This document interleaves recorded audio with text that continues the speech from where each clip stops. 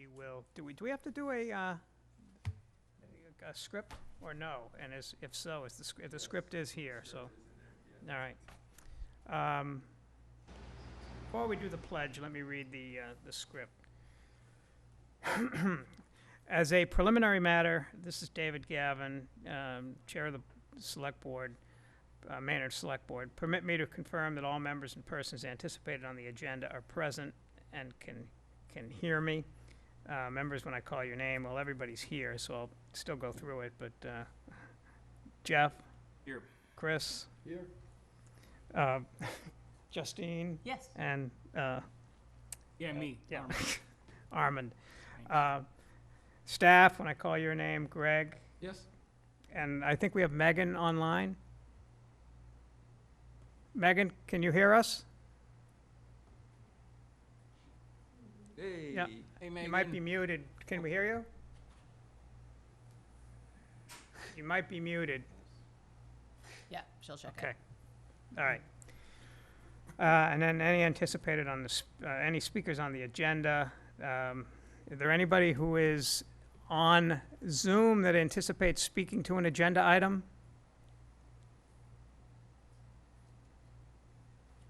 Don't hear anybody, but that's okay. If you do have to speak, feel free to speak up. Just introduce yourself. Good morning or good evening. This open meeting of the Select Board is being conducted in person at the Maynard Town Hall. Some speakers on the agenda will be participating remotely, and we will allow the public to provide comment via Zoom.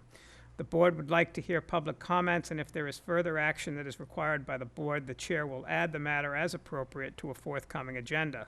Depending on the comment, the board may, if they are able, within the confines of the open meeting law, respond with information as opposed to needing to deliberate on the matter.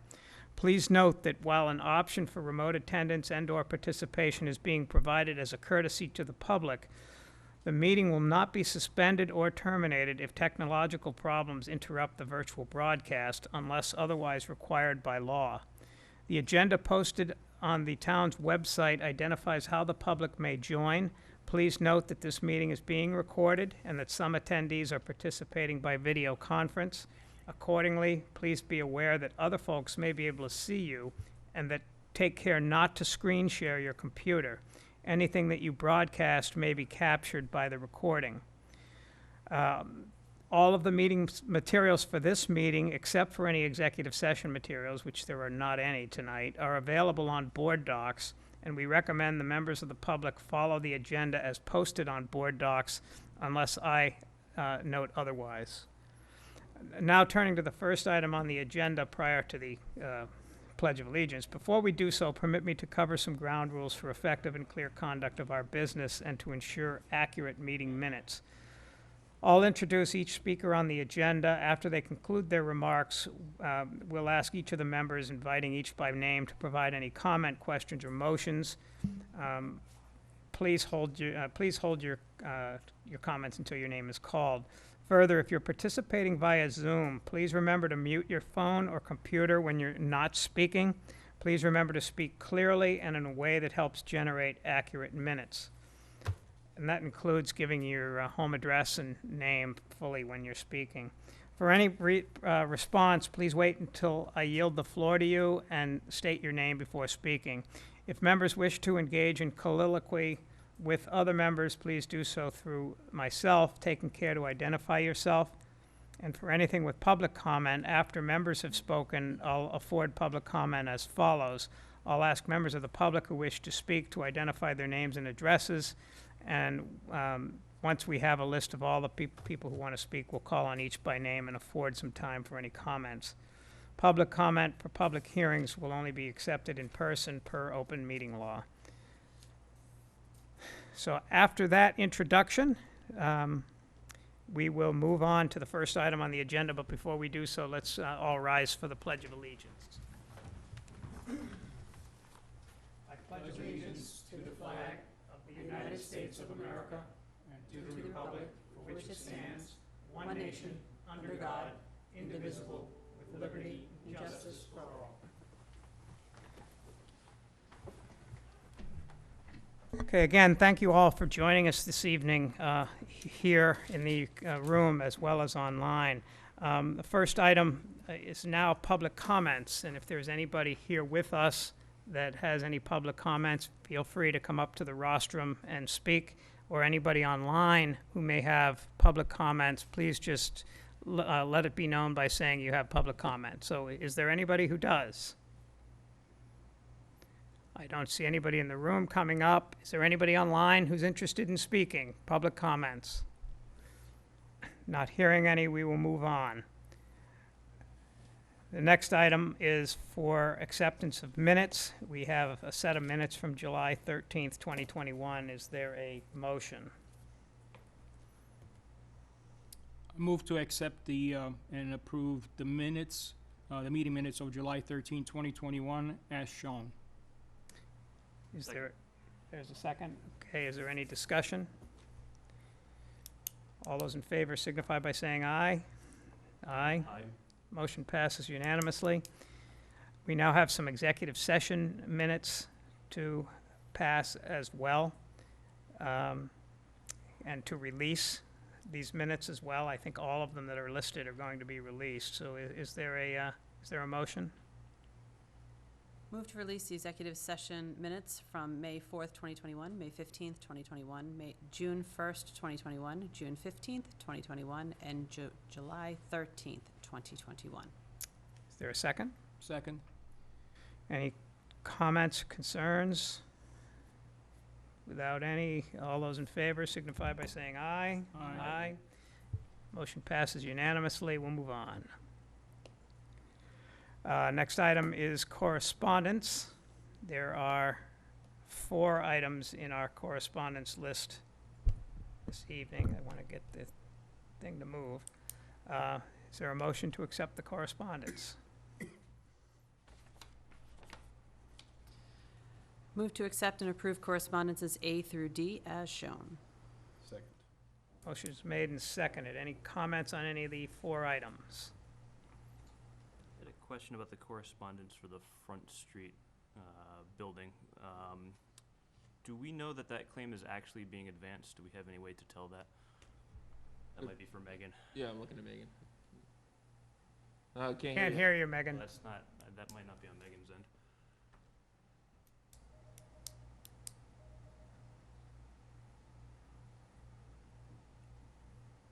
Nope.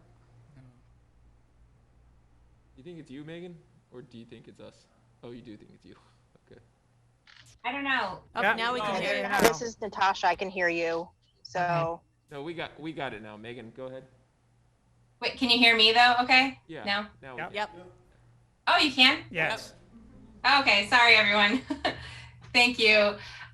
So yes, we have I have corresponded with the attorney representing 8-9 Front Street, and they said that they have been processing the claim, but you know, obviously this is a concern for the neighbors, and so I looked into it a little bit further to specifically address you know, how we could go about using Chapter 21, Section 23 in the bylaw if the board, you know, is interested in moving there. I think it's important to note that this was, I think the bylaw committee has been working on this section because it's very outdated and it's difficult to implement.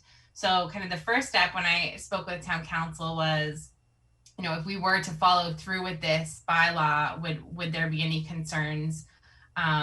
You know, would it be legal for us to do so? And I think there's a couple of things here. We'd need to determine if the nuisance exists officially. You know, it's been a few years since the fire occurred, but with COVID-19, there might have been some additional considerations to this situation. And also, if we were to move forward with the bylaw, council recommends that we would also need to get a court order to protect us from taking down a structure, because there's a big liability with, you know, taking down personal property. So, you know, I did kind of check in with her to see how we could move forward with this. I do check in with the attorney representing the property, and her latest correspondence was June 15th saying that the clients are working on the claim. But I think probably the next step here, I will follow up with a letter to the corresponder to let them know, you know, that we are still working to make sure that they're filing a claim. But that's all the assurance I have at this point. But my question was, do we have any confirmation that the claim is actually being moved forward by the other insurance company, that there is actually going to be any progress on this in a reasonable period of time? I don't. I think the first one was unsuccessful, and I'm hearing from their counsel that they are. I don't have any additional proof that they are working on it. I just, Claim was unsuccessful? when I reached out to the property owner, I got in touch with their attorney, and this is the information I received from them. Megan, can you clarify? Did you say that the first claim was unsuccessful? Is that what you just said? Yeah, I think it was. Let me just double check on this correspondence. First I think claim they or the had it- first effort to I was reach them? gonna to- I think the say- first effort. I think the Yeah, first effort. I'm okay. gonna say it Yeah. can't be the claim. I want to pull the bylaw in if there's forward progress being made, but from the correspondence I've seen, I kind of share the frustration that I haven't seen forward progress being made. So I just Right. want to know if there's any way we can establish that there's actually action being taken to move the situation forward. And then the second part, I think you already covered that even if there's no new update, just to touch back, it seems that their initial letter was unaddressed. So, even if we don't have good news, to make sure that we're at least saying we've received your message and we, are doing all we can given the situation. Okay, we'll follow up. Thank you. Any other questions or comments on correspondence? Hearing none, all those in favor of accepting correspondence signify by saying aye, or raising your Aye. hand, whatever. Aye. Motion passes unanimously. Consent agenda. Move to approve the consent agenda as presented. Second. Motion's been moved and seconded. My comment would be with this Eagle Scout issue, is there anybody who is available to attend the Eagle Scout Court of Honor that is scheduled for August 1st. August 1st? What day of the week is that? Is that a Sunday? Sunday is August 1st. I Yeah. think I would be able to. Okay. You would be? Yes. Would you mind attending and presenting? Yeah, I can do that. Okay, I would like. great. You can arrange with Becky to get the proclamations. Sounds good. You know where it's being held, right?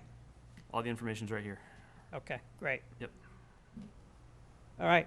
The other two items are a cemetery deed and permission to use the Coolidge Field on July 31st. Any comments or questions? Otherwise, let's vote. All in favor? Aye. Aye. Motion passes unanimously. Appointments. Tonight, we have two of them. We will start with Mr. Brown.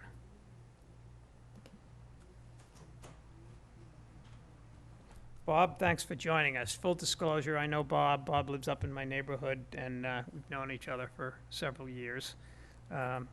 So welcome, and introduce yourself to the board and let us know a little bit about you and why you're interested in Sure. joining the planning board. And Well, thank you for having me. I'm Robert Brown. I live at 1 Detling Road, as Dave says, one of his neighbors. And I've been interested in the planning board since I moved to town, and I've been here for 8 years.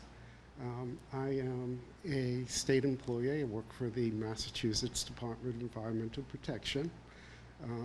Most of my tenure has been as an attorney in the legal office, and I've worked in just about all the environmental programs that we have. In addition, the last few years, I've been serving as the deputy commissioner, the deputy assistant commissioner for water resources. So I do a lot of Clean Water Act work. I also do water supply work and all the related water programs, really. So I've had a great career. I'm winding down, and I'm looking forward to the next chapter in life. And this is something that I've wanted to do for a long time, but when you're a state employee working for policymakers and making policy, we have a lot of conflicts that we try to avoid.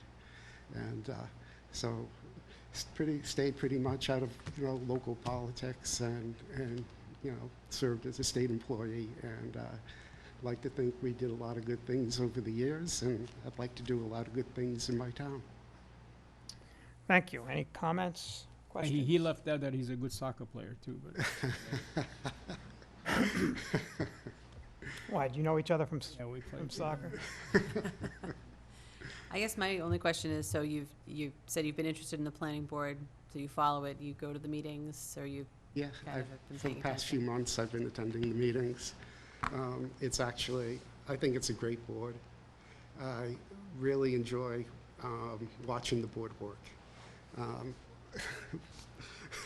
Believe me, I think they work really well together, and it's just it's so reassuring to see people that are so committed to really protecting the interest of the town and, you know, our neighbors.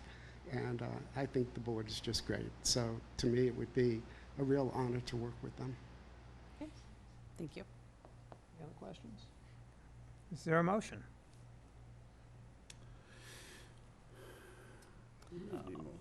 I will move to appoint Robert Brown to the Maynard Planning Board as associate member with a term expiring June 30th, 2024. I second that. Any further discussion or comments? Hearing none, all those in favor? Motion passes unanimously. Thanks for volunteering, Bob. Thank you, and Thank good luck. you. You need Thank to you speak very to much. Becky to get what you need, and speak to the clerk for being sworn in. Thank you very much. Oh, Oh, okay. that's right. Becky's the backup swearer-inner. So, That was a mouthful. I'll send you an email too, so we can get the swearing in completed. all right, now we have a second appointment to make. Paul Guthrie is interested in joining the Council on Aging. Mr. Guthrie, thank you for joining us. Thank you for your interest, and why don't you tell us a little bit about yourself? Thank you for having me. And my name is Paul Guthrie. We have lived in Maynard for the past 31 years, and we started going to the senior center after my wife retired 6 years ago for the Zumba classes, and we realized right away how much more there was offered. The trips, the Tai Chi, the lectures and presentations. And we were so impressed with the job that Amy and the board had done that I was really honored to be asked to join this group, and hopefully we can further the agenda that Amy has started, Amy and the board, and bring in some new things and hopefully attract new retirees like we were. The senior center does a lot for folks of all abilities and backgrounds, and we saw what a thriving place it was before the doors were closed, and we just hope to get it back to where it was and move ahead. And Right. as I Well, said, thank I'm you really again honored to be for your considered. interest. Is there any questions or comments from the board? Yeah, I want to know why you're not wearing any burnt orange tonight. Yeah, I noticed that. I did. It was a close Close choice. call? All right, okay. Do you walk around with the hook 'em horn? Yes, You know? yes, sir. Big movement to ban horns down, too. But that's okay. Yeah. But, no, excited to have somebody so interested in joining the board, Yeah. and with Amy's backing and support as well. Hopefully, are we going back in there, Amy? Yeah, we'll be, probably the second week of August. Great. Good. You guys better get there early. The parking is a mess these days. Parking is Yeah. always a mess there. Yeah, well, no, but since the pandemic, the number of people playing there, I mean, it's tough to park at night. It's rough, so I don't know, maybe there's a consideration to, move some spaces aside up in the back, towards the back of that parking lot if we can, to minimize the walk for some folks.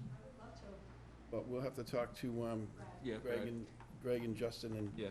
and the people up there about it. But if there's people going back in there that have to walk a long way, maybe, Yeah. either increase in the handicap spaces or do something to make it easier for access, because it's been very busy, and there's gonna be some long walks on hot days if we don't do something. Yeah. That's a whole different story. Any other comments? No? Thank you. Is there a motion? I just had one question. Go ahead. So, Sure. as you know, the COA is exploring other spaces for the senior center. Yes. What would you prioritize in that search?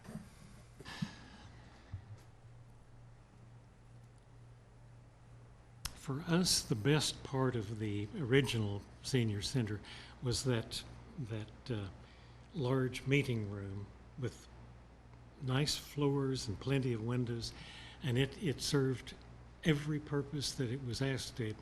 We had bingo in there, we had lectures, as I said, Zumba and Tai Chi, and some space like that, almost a dance floor or ballroom arrangement, I think would be key. Something flexible. Yeah, because it serves many purposes. Thank you. Okay. I will move to appoint Paul Guthrie to the Maynard Council on Aging with a term expiring June 30th of 2024. Second. Any further discussion? All in favor? Motion passes unanimously. Thank you, Paul. Congratulations. You Thank you, heard folks. Becky's the Thank you, assistant folks. swearer-inner. That's the official term. Thanks, Paul. Thank you.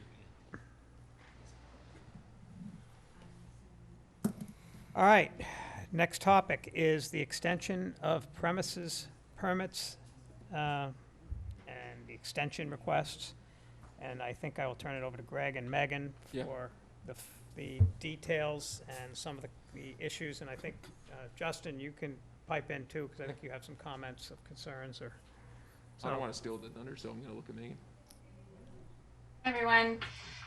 So as we discussed at our last meeting, the governor has extended some emergency measures due to the COVID-19 pandemic. And one of them is the ability for the local licensing authority, which is the select board, to extend the extension of premises program through April 1st, 2022.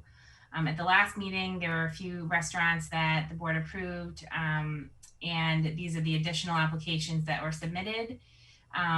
As you can see in the kind of the content here, town staff is recommending the approval of El Jupil, Smack Noodle, and Gigi's. Those are the kind of the same exact program that they have been doing since the inception of the program in spring of 2020. So that's kind of the recommended action for the first one. The second one is the consideration of the Azukar application. Their program includes the closure of the entryway into Naylor Court on select evenings. This came up at a parking authority meeting recently, and there were some concerns raised by DPW and the police department and some local businesses about the closure of the access to central municipal parking. And the reason is that, this was acceptable to staff when we first started because traffic was really significantly lower. But today, traffic's really back up to kind of pre-COVID levels, and the activity in our downtown has increased. And, we no longer can recommend the closure of this entryway just due to the traffic piece. But, there has been some additional consideration. Like I said, the parking authority has discussed it. I added in some comments that I received this yesterday from one of the members of the parking authority, which is in here from Nick Johnson from Gallery 7. So I think we just need some guidance on the closure and the approval and the closure of Naylor Court at this point in time. So Megan, what are the nights that they're requesting for the closure? Let's see. I think they have it on here. It's the same that they've had. I'm sorry, I don't have it right in front of me. I can try to pull it up. I think it's a few evenings a week. Is Alma in Yeah, they're meeting? here. Okay. She can speak to that too. Come on Yeah, up. please, yeah.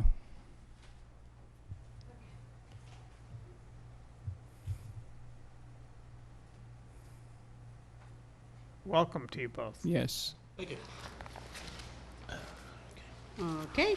So the How are question you? that Megan raised, or I think that actually Armin raised, was relative to what nights.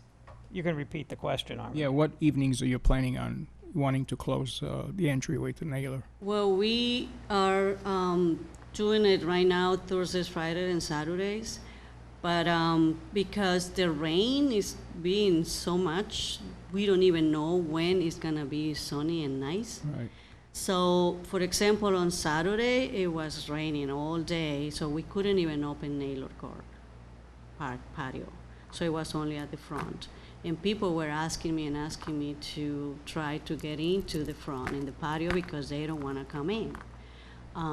They start getting a little afraid now with the new Delta. And then that's why I'm kind of little concerned, because right now people is asking me to be outside more than inside. And now that you want to close those days or on the Naylor Court, I mean, it's not gonna be much business for me during summertime in September, October. Can we get a little bit of clarification, Megan? The governor's order that we're going to expand on or allow for an extension, when would this extension expire? So, for example, if we didn't extend it beyond the extension, when would the extension expire? August 15th. August 15th? So you have, of 2021. So you have the ability to extend it to April 1st, 2022. Okay. Or anything in between, honestly. Yeah. But the license that had been approved will expire August 15th unless some action is taken. August 15th. Yes. Okay. Can- I ask that because of, when would outdoor dining basically end? Then for the next spring, we have no idea what the situation is going to be in the world. But when would you anticipate outdoor dining to end? So would you need it through April 1st, an extension, or could there be, is it possible, and this is, I guess, a question for Greg and Megan, is it possible for us to say we'll extend it through, say, August 30th, which is another 2 weeks beyond the 15th, brings us up to Labor Day, and then if August 30th approaches and we see that there's still an issue where people are afraid to go inside, that we can extend it further. Is that permissible? Yep, it's completely up to the board how you'd like to extend this. That is permissible? Yep. Okay. Anyway, that's But I just a think question. the question that's there, it's mostly about closing Naylor, the entrance to Yeah. the Naylor Court. And Correct. that's the biggest. That's the only one we're really talking Right, about. but I understand that, but I'm wondering why, from my perspective, I think I'd rather have that closed off and have no cars going in and out and have more pedestrians walking around.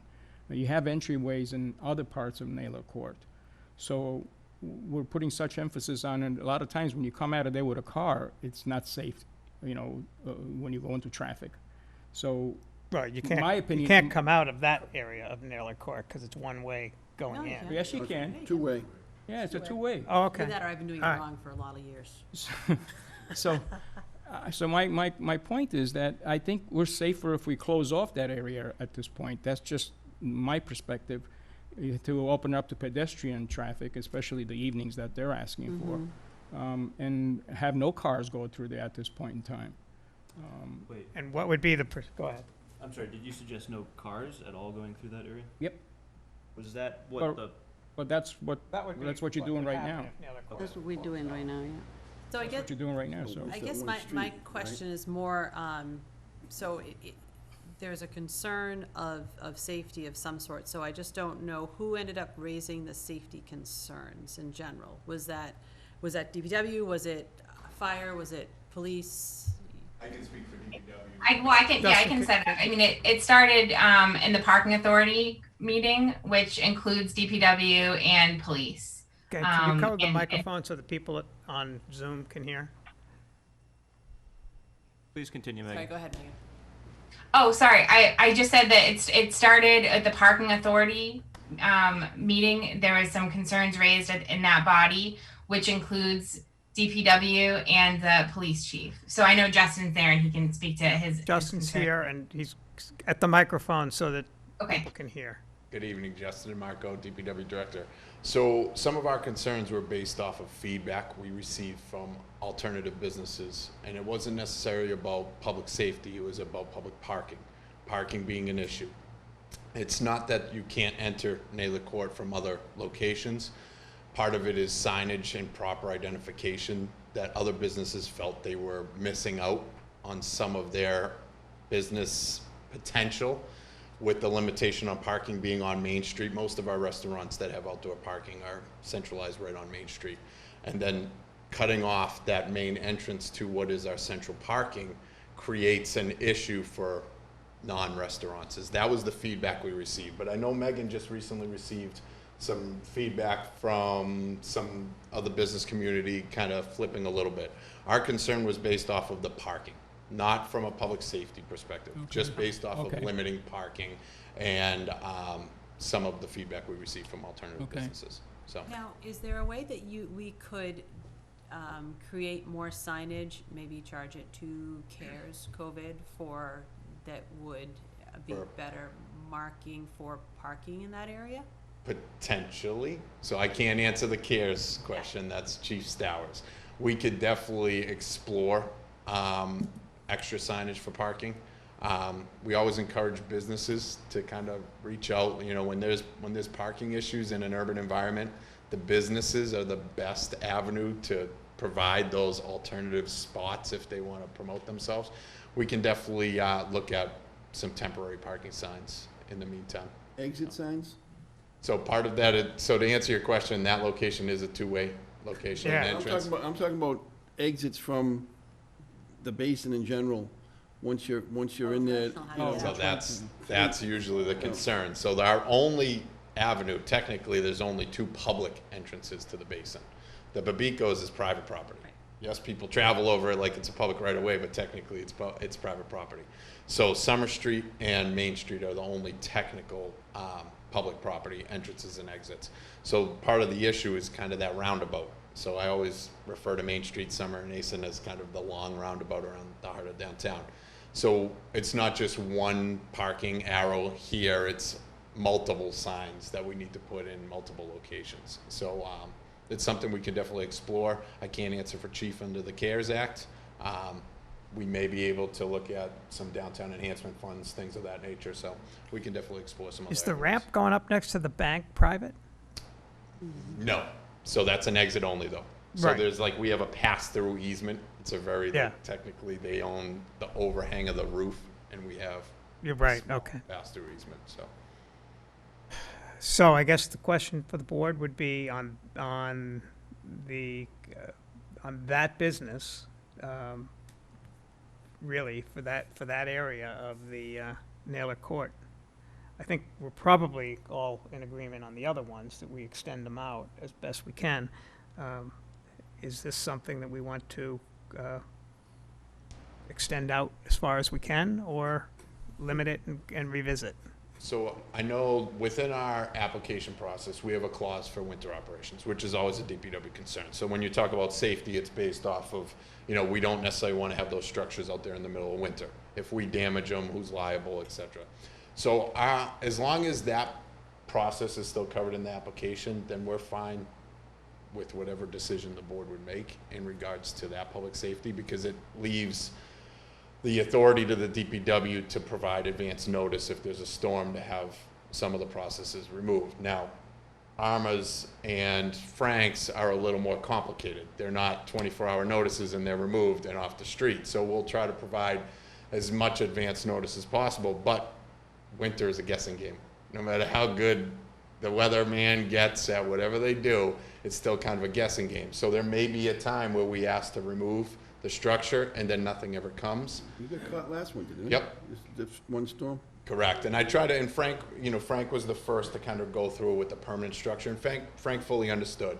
What I would ask is just to understand that it is a guessing game. We're not trying to potentially eliminate it, but it's one of those things, if we don't get it down and the snow starts destroying it, I don't want to ruin your investment, just like we didn't want to But ruin Naylor Frank's, Court so. is not a permanent structure. That's just Correct. temporarily in Right. there.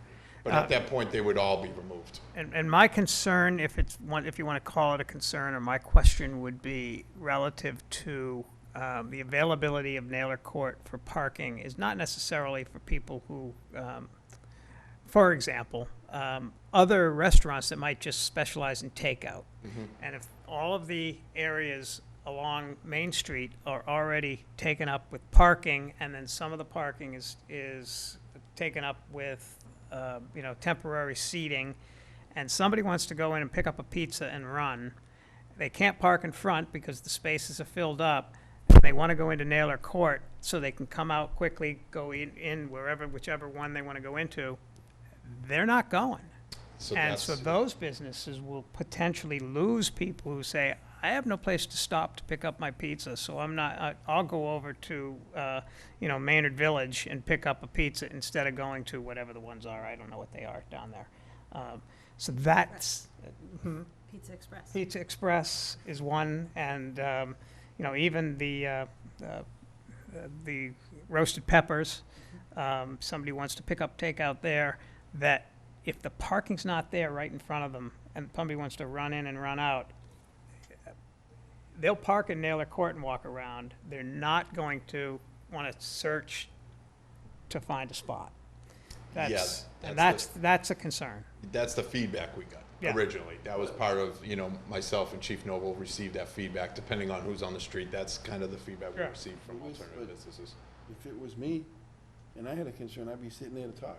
Correct. I'd come up here and I'd stand where you're standing, and I'd voice my opinion that this is gonna affect my business. Where is everybody? Right. Because you mentioned it, and it was mentioned earlier, Mhm. that this is what we do, it's not a public safety thing. Right. It's about other business having a concern. Well, this is a public, open meeting, Mhm. and it's, the agenda's open, and it's been discussed before.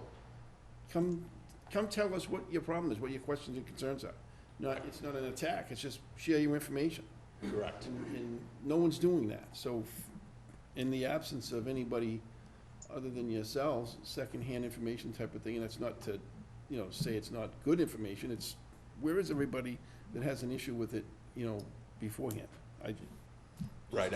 I would tell you that was kind of vetted out in the parking authority meeting. That's where we heard most of the feedback. Okay. So, any other comments? We can, if we want to vote on the other ones first and then consider the Naylor Court issues separately, we can do that. Get the other ones out of the way. Excuse me. Mr. Chair, could I make a comment? Yep. This is Linda Thayer, 14 Chandler Street. I just want to remind everyone that inconvenience, that we've been doing this for quite a while now. And it's a 1 minute around the block drive to get to Naylor Court. So I think, flexibility is important, and there is a trend with the cases going up. And as Alma mentioned, the Delta variant. And I think it really is something to give consideration to. People do not want to be inside.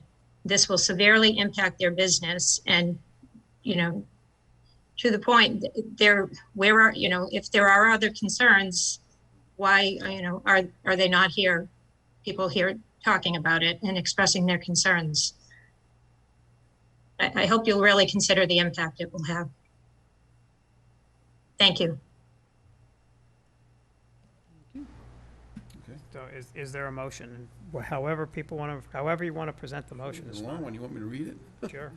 Move to approve the applications for temporary extension of premises, outdoor dining area on private property / parking lot / municipal right-of-way extension request, submitted by El Wapil, Smack Noodle, and Gigi's through April 1st, 2022, with which approvals are subject to compliance with the terms and conditions of the board's policy and subject to compliance with the plans submitted, which plans are incorporated into the original approval decisions. Is there a second? There is a second. Any further discussion on that topic? All in favor? Motion passes unanimously, and now further discussion on the Naylor Court issue? If there's a motion for it, that's fine.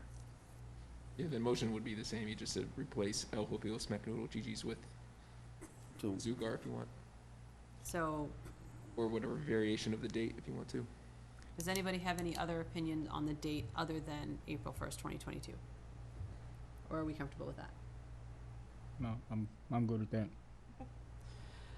I'll move to approve the application for temporary extension of premises outdoor dining area on private property / parking lot / municipal right-of-way extension request submitted by Azukar through April 1st, 2022, which approvals are subject to the compliance with the terms and conditions of the board's policy and subject to compliance with the plans submitted, which plans are incorporated into the original approval decisions. second. Second, okay. Moved and seconded. Any further discussion? All in favor?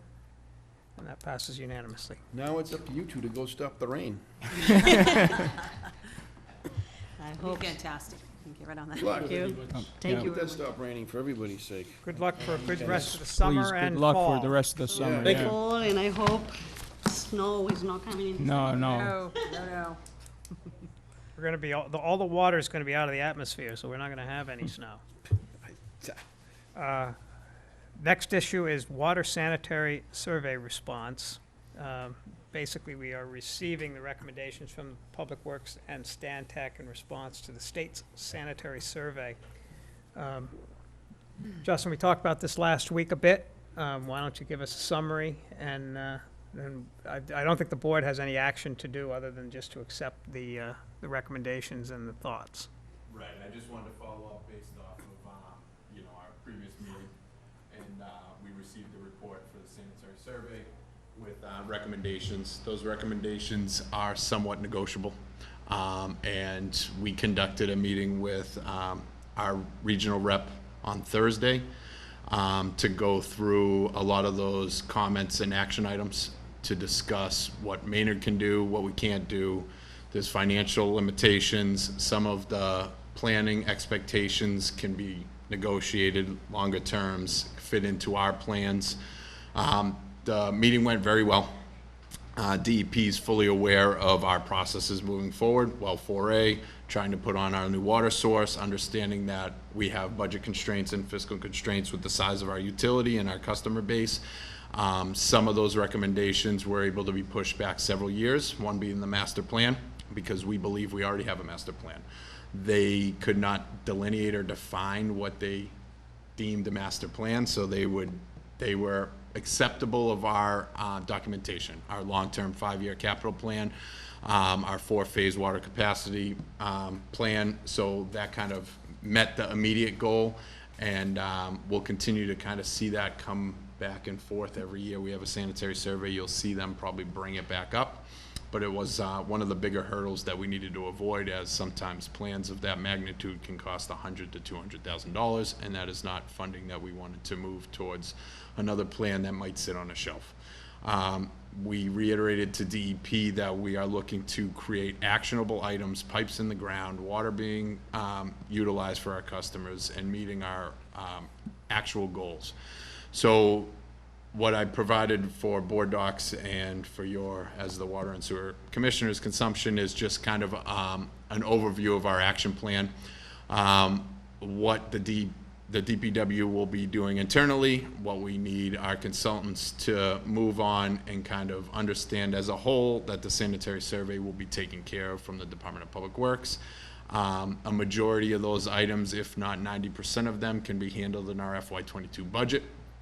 We will adjust our capital plan accordingly and continue to move through those processes as we've already completed several large items. I've also included unilaterally, we're not just dealing with the sanitary survey. So the sanitary survey is an inspection yearly that's conducted by DEP. Pretty much it's an operational inspection. They go through the processes, and as statutes change, as our new planning board member will tell you, as statutes change, we as operators and as utility owners have to adjust to those statutes, just like DEP. And some of those things can be worked out, and they're not hard timelines, but sometimes they are hard timelines. That's why I said it's a little bit of negotiation. One of the bigger items is also the unlined lagoons at our treatment plant 4. That's $150,000, $200,000 process that they were asking us. Luckily for us, we're in the middle of onlining well 4A and doing treatment plant 4 upgrades. We've incorporated that into our design. So the recent proposal that you guys signed 2 meetings ago for full engineering plans incorporate that. DEP's aware of that and was able to provide flexibility, understanding that we're moving on that process. But at the same time, we're going through the sanitary survey. We're actually in the preliminary stages of receiving final amendable rights to water withdrawal for well 4A. And within that, DEP provides requirements, but then they also post those requirements for public consumption. ORS recently commented on some of the requirements, and they have much more stringent requests. So I also, on Thursday, had a meeting with the DEP department on water permits and withdrawals. And I'm waiting to follow up with Susan Connor, who's really the one who runs that rep department, in regards to some of the ORS comments. I will tell you some of the ORS comments. I know there's a lot of information on board docs, but I did that so you can really get a general understanding of where they're getting some of their information. And part of it is coming from a report Weston and Sampson did in 2014 based off of the Concord Basin, which is really Old Marlboro Road and Treatment Plant 4. That's the hydrology basin, and that we draw water from in those 2 locations. Some of the biggest requests of ORS we already do. I felt like they didn't actually fully read our report. They just kind of gave a high-level commitment to what their standard approach is. DEP's aware of what we do already. They just need it in writing, which I'll follow up with an action plan. But some of the bigger ticket items that we need to be cautious of. One was a bylaw change. Not, as you know, yearly we come to the Water and Sewer Commissioners to enforce our non-essential water use restrictions. DEP, if they make this a requirement of our withdrawal permit, we will have to put it in a bylaw. They provided a sample bylaw, as you see on board docs. We will have to have that vetted through Lisa Mead and our typical process, our bylaw committee, which will then come to you in town meeting. But it will actually be a restriction on our water withdrawal permit, so we don't really have a choice. We need to move through that process because they can deny the water withdrawal if that's not completed. And then number 2 was the public outreach and education program. Now this is something that I feel very strongly on, and I believe that a lot of members of the board may remember that at one point myself and Katie Chamberlain, who represents Stantec, came and provided a memo on water capacity and some of our issues. Maynard is a great water saver community. We are below all of the minimum standards for individual water usage. Is typically the standard 65. We're at 57. There's communities like Weston, each individual uses over 200 gallons a day. The OR's response should be aimed at some of those communities, but again, they kind of use a blanket statement. So I think they need, wearing communications with DEP to have a realistic expectation. We're well below the standards, and I don't think we can get any lower. I mean, I promise you, I don't think we can get any lower. Another one is the unaccounted for water, which is a big statute. 10% is the goal. Over 98% of the utilities across the Commonwealth have not hit that goal. We've made significant strides. We're at 12.5 as of last year, and we saw a 2.5 reduction since the year before. So we are extremely close to meeting that goal. Another one, just a blanket statement of, why haven't you met the UAW? It's more of just kind of reiterating the same pattern, but we've continued to make strides. DEP's aware of that, and we continue to invest the money with the resources that we have to eliminate and reduce our unaccounted for water. Now, unaccounted for water can come in many different ways. It can be a leaky irrigation system on one resident's house that we sometimes have to chase down. there's a number of ways to do that. We continue to conduct in-house audits of our billing system. That's how we identify it. We look for red flags where people's bills drastically increase. Their usage, we can kind of track usage rate on an individual basis. And some of the other unaccounted for waters are actually our treatment plant.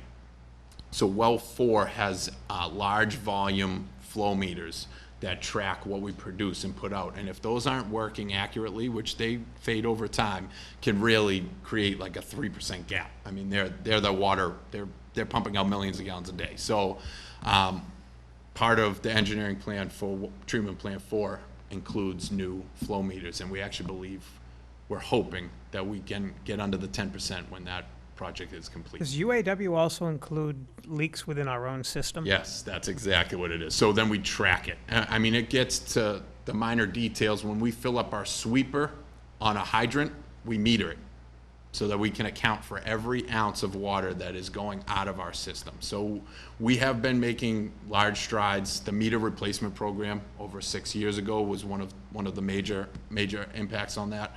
But some meters, it's typically our flow meters in our treatment plants that go over time. Meters in residential households, they can last 20 years. They're not typically the ones that fail, but it is something as simplistic as a leak before a meter. You're right. You know, and then we do leak detection. So we use sonar, radar. We hire a company that drives around town. They're actually doing it as we speak. And they pinpoint leaks. So that's why sometimes you may see, if you kind of chase back over the past couple of years, in the summer, fall, we actually say, hey, we have a scheduled water leak that we do repairs on. That's because the leak detection has found something. So we do everything for the most part of what ORS is requesting. The one issue I have is developing a educational plan without guidelines, without criteria, without a template that could cost hundreds of thousands of dollars when I'm not sure it's going to be that effective. So I want to make sure that we're efficient and effective with our money. So that's another conversation I'm going to have with DEP. So When would a bylaw be, would you anticipate a bylaw needing to be passed? So I'm going to actually email Lisa. I wanted you guys to see the bylaw and understand why this request would be there. So I'm actually going to email Lisa Mead, Town Council, most likely tomorrow, to vet through the templated bylaw, see what fits Maynard, and then present it to the bylaw committee. I would like to see it on special town meeting, but DEP is amenable to annual town meeting. But I really think this is something, we're making good strides with DEP. Our partnership is stronger than it has been in a very long time. I want to make sure that we are moving in the right direction, because what I don't want is pipes in the ground, treatment plant ready, and we don't have the green light to start pumping. So we want to check off all those boxes. Would the anticipated bylaw be more restrictive than the current level 1 that we pass every year? Yes and no. So ours is just loose language. So as you can see, the bylaw is much more precise in its manner. It would be non-essential outdoor use. There is a request to not allow future irrigation systems. I'm not there yet. We're not a high irrigation use town. So again, this is a general ORS blanket statement. There's a lot of large communities, Sudbury, Acton, Weston, that some of them, their irrigation systems, they're pumping out 5,000 usage without a blink of an eye. Those are situations we don't see that often here. There's, I'm not sure we need to get that restrictive. So there'll be a little pushback from our department on that. Any questions from the board on any of that? As that bylaw takes shape, can we make sure we have a couple paragraphs, and I'm talking about after, when every year we put this bylaw into place, inevitably there's going to be questions of it. So can we put a couple static paragraphs, just short, simple, to the point, that links the original reason for the bylaw, connecting it right back to the DEP, so that people understand exactly where the regulations come in and how it affects their ability to use the town's water? Yeah, absolutely. I actually, within the bylaw, we have the sponsor comments. We would refer to subsequent material and go right to our approval, which would require it. So it would be right in the requirement from DEP, and I think I actually put the preliminary approval notice in there. And the final approval notice will actually highlight bylaw needed, this needed, etc. Whatever they end up, the final tally is, will actually be bolded out. And that's what we have to follow, so. And when will you know, I'm sorry if you already answered this, but, and when will the permit become Final? final? So as of right now, the email that I received from Susan Connors was, can you give us a high-level understanding of what Orr's questions are? Excuse me. And I'm waiting to respond because I want to present to you guys first, and I will most likely respond tomorrow with what we do and have another meeting and conversation. Typically, when it comes to water withdrawal, that is not handled on the regional situation. That is technically handled at the state side, which is the Boston office. Not as much wiggle room as a sanitary survey in negotiations, but they also don't know our system as precise as our regional. So starting at our regional level allows them to have internal conversations so that when we go there, they have a better understanding of where we are before they slap us with restrictions. Understanding that we meet certain goals that are blanketed statements and that we don't necessarily need them wrapped into the permit. But I know that DEP is continually making examples of communities because there is a large number of communities. Maynard is not one of them, but there is a large number of communities that run utilities that ignore the statutes because they don't need, there's no leverage. They don't need another withdrawal permit. So they're working on it. These are 20-year permits. So technically, we're working under our 20-year permit, but we're asking for amendment to add a new source. So now they have leverage because we need them. Other communities don't. So DEP is really starting to try to push their goals whenever they can, and Maynard's just kind of in that wash a little bit. But again, it's a conversation. They are amenable to certain conversations, but if it gets stuck, if certain things get stuck into the permit, we have to live by them. We have to abide by them. It's public information at that point, understanding that there is certain things that are out of our control. State has certain statutes, and this is one of them. So making sure that's evident and known will be a high priority at that point. So. Anything else? You may have mentioned this when it's just one last question. Should we, my concern relative to a bylaw is it requires 2/3 of town meeting. Mm-hmm. And if it were to become, a hyper vigilant issue where people become aware of it and get upset about it, because, even on our level 1, people are upset about it every year. Right. So if it were not to pass at town meeting and we were to rely upon a yearly level 1, would that affect our ability to get this permit? So if we go through the process, DEP is also aware that there's public government involved. They can't just, they can do one aspect, but they can't force the town to vote on it. Now, I can't answer for how DEP is going to react. Most likely, they're going to automatically default back to what we were doing while they reconsider our permit. They could tell us to shut off Belt 4A. They monitor that. That's what the sanitary survey is for. They can tell when we pump water. They can tell when we overpump water. That's our SCADA system. That's why we have it, but it's also something for tracking purposes. So if we violate and they tell us that, your amendment is now non-accepted because you're in violation, they can, one, either fine us if we pump it, or they can tell us to shut it down, which we would then come to you and say we have to shut it down. And that would be a detriment to this community as water capacity is a real issue. Right, and that's, so this, I think, Jeff might have been alluding to this. This is where the educational aspect comes into play. And I think somehow we need to get ahead of the wave and possibly get an article, an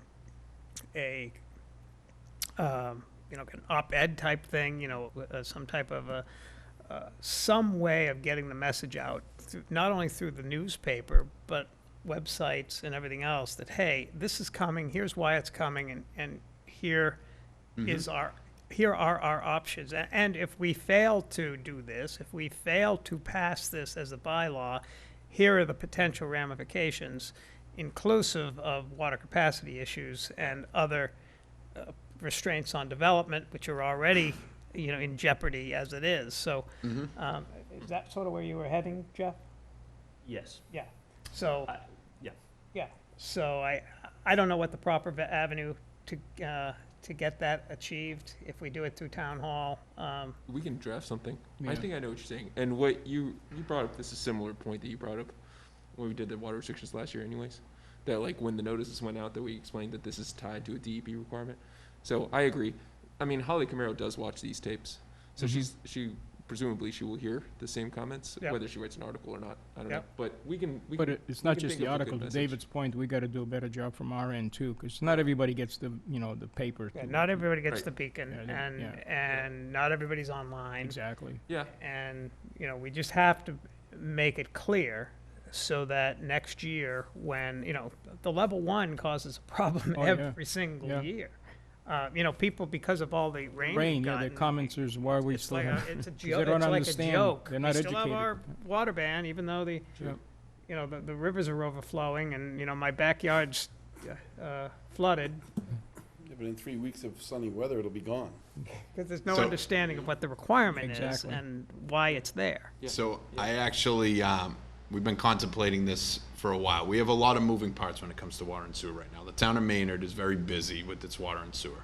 I think the best way to approach this, not only for this situation, but maybe how we educate our long-term plan, the potential conversation of ARPA and those funds.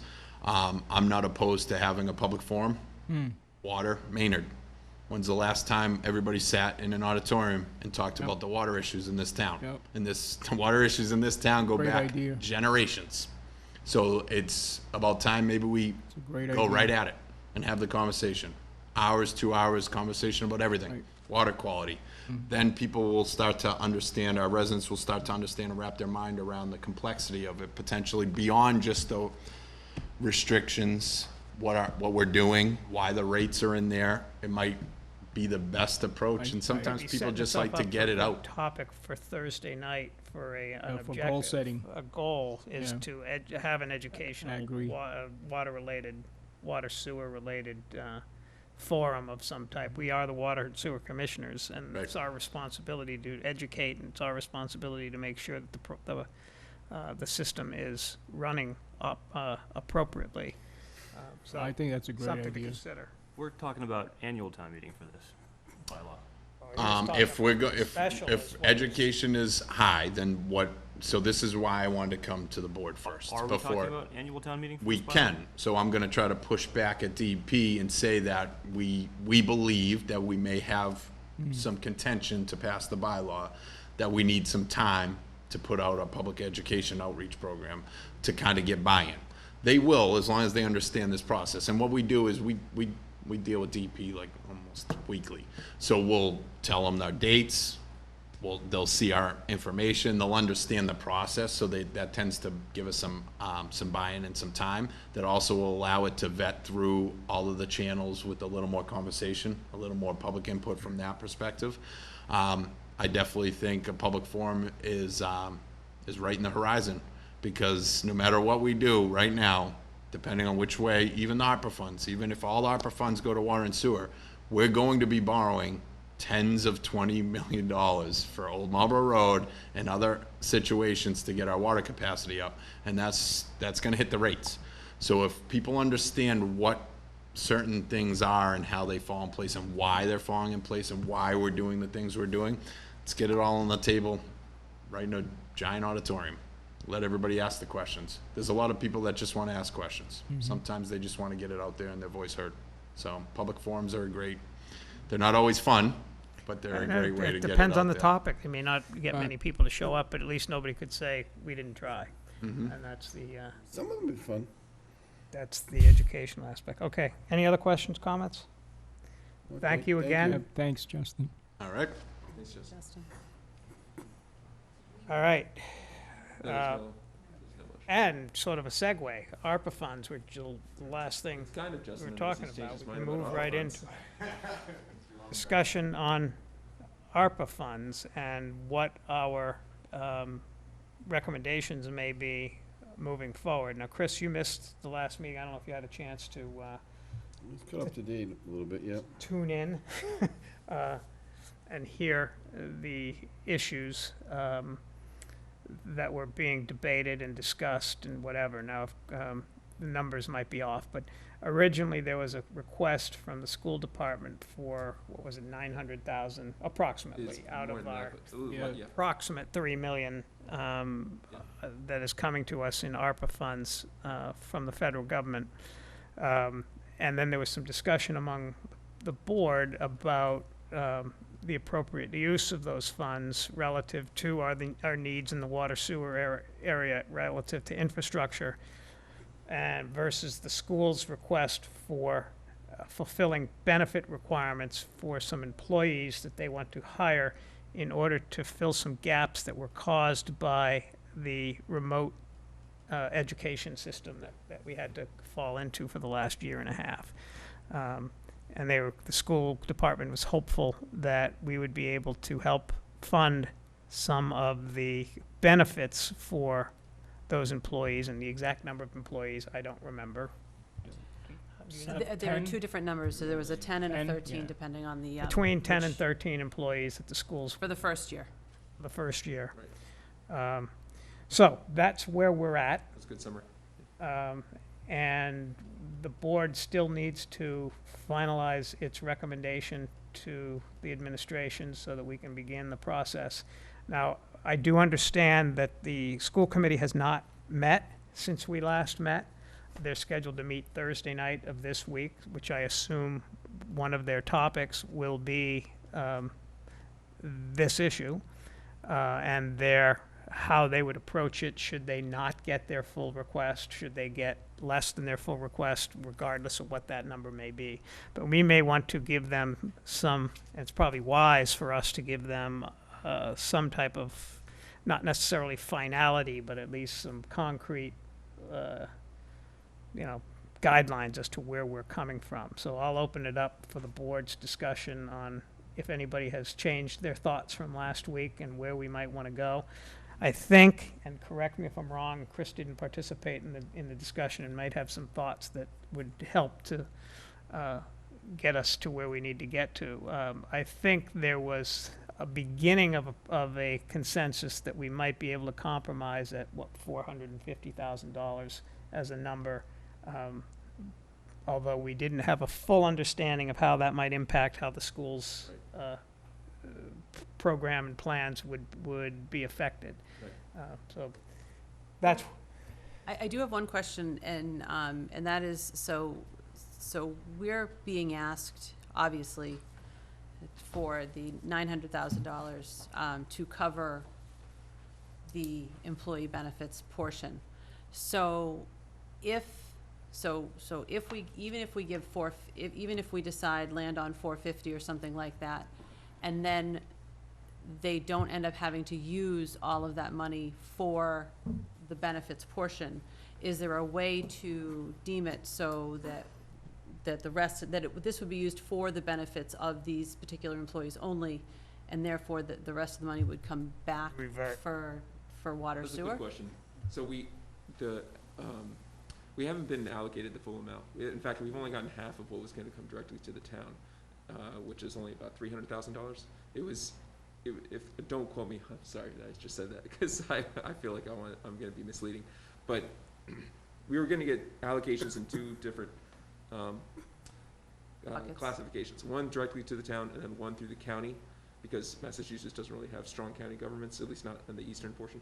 So the county allocation was going to be distributed to the individual towns later, but we don't know when, and we don't know exactly how it's going to look. But we did get our first check for the first half directly to the municipality, but we haven't figured out how we're going to distribute that, and because we don't have any contracts right through DPW right now to start paying for that out. I haven't been directly asked by the school administration to start dealing out that money either, so we haven't done anything with it. But I haven't spoken with town staff, the town accountants, and the treasurer's office to figure out just how we're going to distribute that money as needed. And I don't think we'd have to give it directly to the schools, because as the whole reason we're even talking about this is because benefits is like a shared cost between the schools and the town. So we wouldn't be giving money directly to the school department. We would just be subsidizing the demand onto our Maya, into our insurance provider, and other benefits that they need. So good question. I would say that we would, I don't think we would just give like a check or like a certain promise. I think that's not even what I'm asking now, and I think the board understands this. I'm not asking for you guys to make a motion to approve anything. I just am looking for really opposition, if there is any, so that we can know, is there a green light or red light, so to speak, for Justin when he's trying to figure out what plans he can make with that ARPA money.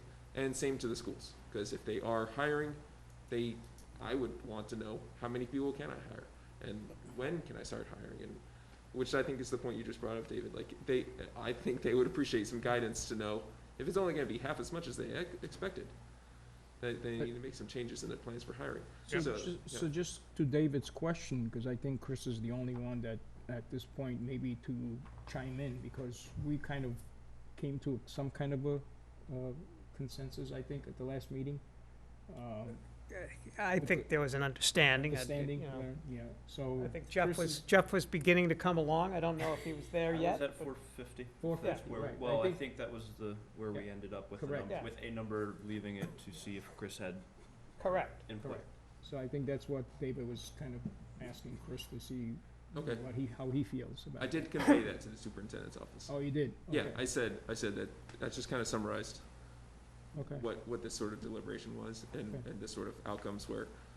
I asked him directly, what might be your response and the school committee's response if there was 320 was one number, 450, and then the full 928 or whatever it was. I mean, that last one's easy, but even then, like, because there's a little bit of uncertainty about how many they wanted to hire to, that impacts just how much money they need, but we need to cover the benefits. So there's still some questions. Actually, the other question I have about just moving forward with the hiring of those employees is, do we have, or does the schools have and they might not have it right now, and that's fine, but the investigation into the fact that we know for a fact that if these positions are hired, even if it's a term contract type thing, that we will not need to pay unemployment when that contract comes to an end. Oh, no, I don't have So- that understanding. So that's the next, because again, Yeah, that's another that's a good cost to the question. town. Yeah. And, I know that, I think I've heard in other discussions that the theory is that it would be posted for 1 year or 2 years. Right. And therefore wouldn't be an unemployment I thing. don't know if that's but- true. Exactly, Yeah. so that's Yeah. my concern, is Great that question. we're gonna end up. That's a very good question. Okay, I'll look into it. I think that has been asked before, but I'll find out for sure. But that's a great point. Like, there's always costs that come up with any sort of decision, especially with hiring and personnel. It's our greatest cost factor for any organization, but particularly for the town. So, and the schools know it better than I. They have multiple times more employees than I do. So, Well, I think that, David, I hi. think it's This is, important to I'm remember. sorry, as this is far as- Natasha. I just wanted to add something. I don't know if it's helpful. Can we turn up that volume from the, on the TV, There, maybe the remote from the TV? speak again, Natasha? Can you hear me?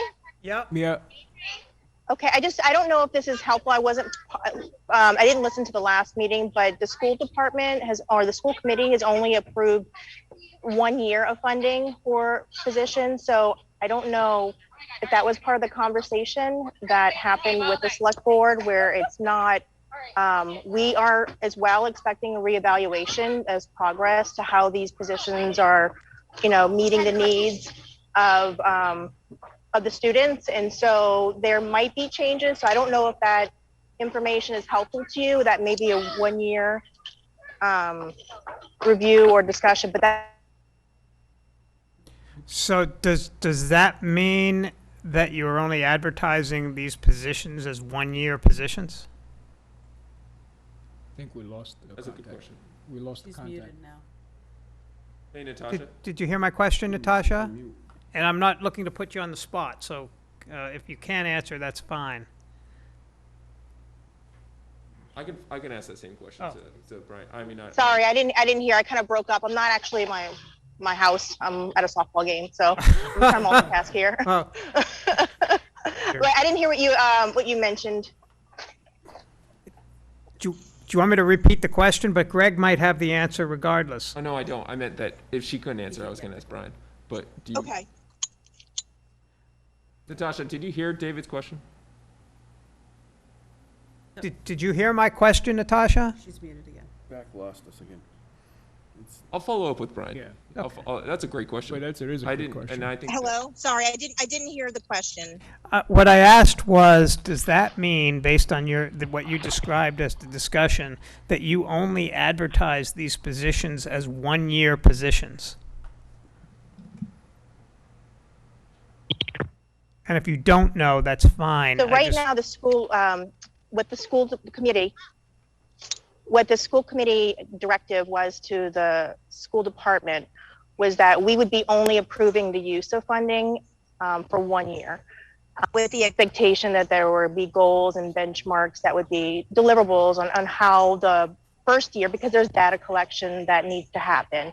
So it's not static for all 3 years for these jobs, and that is the expectation that we made clear to the school department and to our superintendent, that there might be a change to pivot if example, literacy is improving and maybe we don't need as much focus, that there might need to be more of a shift for social emotional. So there needs to be some flexibility.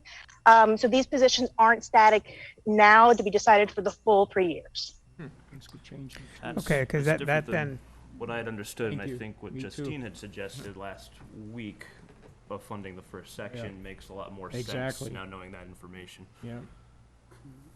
so stepping it, sort of putting it in, the only problem is, or concern would be that if we did it, and we did it for all of their positions, and then the second year comes around and we decide, because then we're committing ourselves to, say it's 300,000 for the first year. Well, but I think and Justine, correct me if I'm wrong, what you were saying is we would not commit to that. We would commit to the first year and then make it explicitly clear that it would be up to the schools to figure out how to fund the benefits. Well, it would be, it would be a conversation between the schools and the town, because the town does the benefits. But, the other part of it is, and I'm gonna do really crazy math at the moment, so the Excel program doesn't exist any longer. We did have 11 employees a couple of years ago that we were paying for we were paying half benefits for, because the Excel program paid for half and then we paid for half. So that's the equivalent of about 6 full employees, if you will. Yep. Now, according to the school's possible plan for FY '23, they want to be down to about 6 of these positions at this point. So I'm wondering if we would just be back up to where we were Is it a wash? 2 years ago, right? With employee benefits, and then we would still hold on to the money of the ARPA money, because that money, again, the water and sewer But is. Didn't we hear going last to week that we cost. didn't budget for that, for those, not fully After known. Correct, school. so we'd have to Yeah, add so we them had to to, cover so we, like I said, so we'd be back to where we were 2 years ago, so. Yeah, that's right. As far as our cost. So more of a reason to the original suggestion from Justine the last meeting, we should just plan for the first year. I think that sounds like a good option. The risk of that is that then if we overpromise to Justin, Right. say, right? the rest of the money, I think we just have to kind of keep in mind that there's unknown requests from the schools for years 2 or 3, which is okay, because we don't have, we're not signing a contract tomorrow with Stantec or anything like that. So, but in the near future, I hope that we can get going on some of these infrastructure plans. Well, I think we can at least guarantee the 2.4 to Justin for the initial plan. Yeah. Right, I don't think there's any scenario that doesn't involve Yeah. that amount. Right. Yeah. So there's something to start with. Is 2.4 Is minus less the than 900. 900,000. Yes. Yeah, less Yep, than 928. exactly. So there's no plan that would tap into that, so Right. you can. Yeah. We can Right. use that for water. And then, sewer and then capital. depending on what happens with the school, then we have whatever money left over, then we Yep. could apply that. Yeah, right, we won't overpromise. That's, I was just Correct, mentioning yeah. it, that, I'm Correct. gonna keep it in mind. We're not gonna. One concern with not. Sorry, saying- so I'm sorry I got disconnected early with audio, and I didn't know if there was any other questions regarding the school funding. This is Natasha. I don't, do you have any questions? No, I think that unfortunately, we're meeting Thursday night as well, so we will not be Yeah. able to tune in to your discussion nor have any participation from anybody here. So I think it will be important that we hear back from, but that Greg hears back from Brian sooner rather than later on what your discussion is, Natasha, on Thursday night, so that we have an understanding at town hall as to what the plan from the school side is going forward. Can you clarify what plan beyond the capital submission that you're looking for? Because I maybe missed that part. What exactly additional clarification were you seeking from the school department? If I understand the question. Natasha, I think I'm gonna ask Brian about what the hiring status is and what the hiring plan is, and get clarification about the terms of the contract, which I imagine probably includes a like a sunset, not sunset, but like as a term, maybe for 1 year with the possibility of an option for a second or third year. I suspect maybe the personnel contract. That was the expectation. I do know that the job descriptions that we reviewed indicated that those were grant-funded positions as well. So there is that language to also, add to that. But whatever other confirmation, that sounds like the best approach that you would need, I guess, from Brian. That they would be not. They do annually just for teachers. Renew also. It's true. So, contracts go out. We do have a built-in, obviously, process, give notice if something is not needed. So that would be nothing that would be out of the norm. If it happens during the regular cycle, I guess, teaching cycle, I think the issue of unemployment or things, or when you have contractual, when it's during the contract period where there's a separation. Sure. Yeah, no, I appreciate that insight. And that sounds familiar. I'll just follow up with Brian anyways, just so I can make sure I have a good grasp over what the request is for first year. Sounds good. Thanks. Thank you for that information, Natasha. Now go enjoy the soccer game. Softball. Oh, softball game, sorry. We won. We're good. I was just transitioning into the car, too. So thank you all. Sorry to interrupt. I appreciate No, not an interruption at all. That was Thank you great. very much. Thank you, Natasha. Okay. So I do want to point out that by Jeff's suggestion to say that Justin's guaranteed the 2.4, then that means that we are kind of hoseying the additional 900 for the schools. I think we're holding on to everything, so it's 2.438 or whatever it is. We know Justin's going to run with and be able to use on capital sewer anyway. 416, we're saying we're comfortable with the first year, and then holding the rest in limbo. I think it's a wait and see approach. So if we feel at the appropriate time we need that for water sewer, as the next year's rate discussions come up, etc. I have a question. How many teachers are we talking about? 10. It's unclear. And 10 to 13. So Yeah, 10 to 10 or 13? 10 or 13 it was. So I guess my question is, what's determining that number? Is that a number that's being determined based on a state number, a federal number, or based on percentages of students affected, or Sure. I think that's I just think that's just how it we is. think we want 10? I think it was, they figured how many students would be impacted by, and this is just speculation. Yeah. How many This is, students would be I impacted? actually have their So- proposal, and it says so part of it is, so according to this proposal, which is the initial 7-page proposal, one social worker to support the needs of families, students and families by connecting them to outside resources, a guidance counselor for support emotional development of positive learning environments, one English learner teacher to provide direct English learner instruction to students, as well as support the use of sheltered English instructional strategies, and 7 instructional staff FTEs with expertise in data analysis and designing and implementing evidence-based instructional strategies based on data analysis. Those FTEs will be 1 K-1, 1 grade 2, 1 grade 3, 1 grade 4 and 5, 1 focused on literacy and math at Fowler, 1 focused on literacy in Fowler, 1 focused on math in Fowler, and 1.4 FTE for foundational writing or math courses at the high school. They may not even be in the classroom teachers, per se. It doesn't sound like it. Okay, so that I don't know that answers the question, but that's an Well, that's answer. the proposal. But that's a proposal. But so my question is, and my concern always is, and it has been for a while when we're talking to the schools about financial requests, is, everybody seems to forget that for several years we discussed accommodated costs at the February meeting and at other times. Yeah. And that seems to have been something that everybody's kind of pushing off to the side, no one wants to talk about anymore, that there are accommodated costs associated with the schools, and the town eats them. My problem is not that, but my problem is that if Justin hires 13 guys, he's gonna tell you exactly what it costs to hire 13 Exactly. guys. He's gonna give you a finite number, an exact number of what the benefits are gonna be and what the costs are gonna be for their benefits and their insurance. Why doesn't the school come to us and say, here's how many people we're hiring, here's what they are, here's what the accommodated cost will be, and it's a dollar amount. It's not an about, it's a dollar amount. It's business. You don't develop a business plan and not know what your costs are gonna be.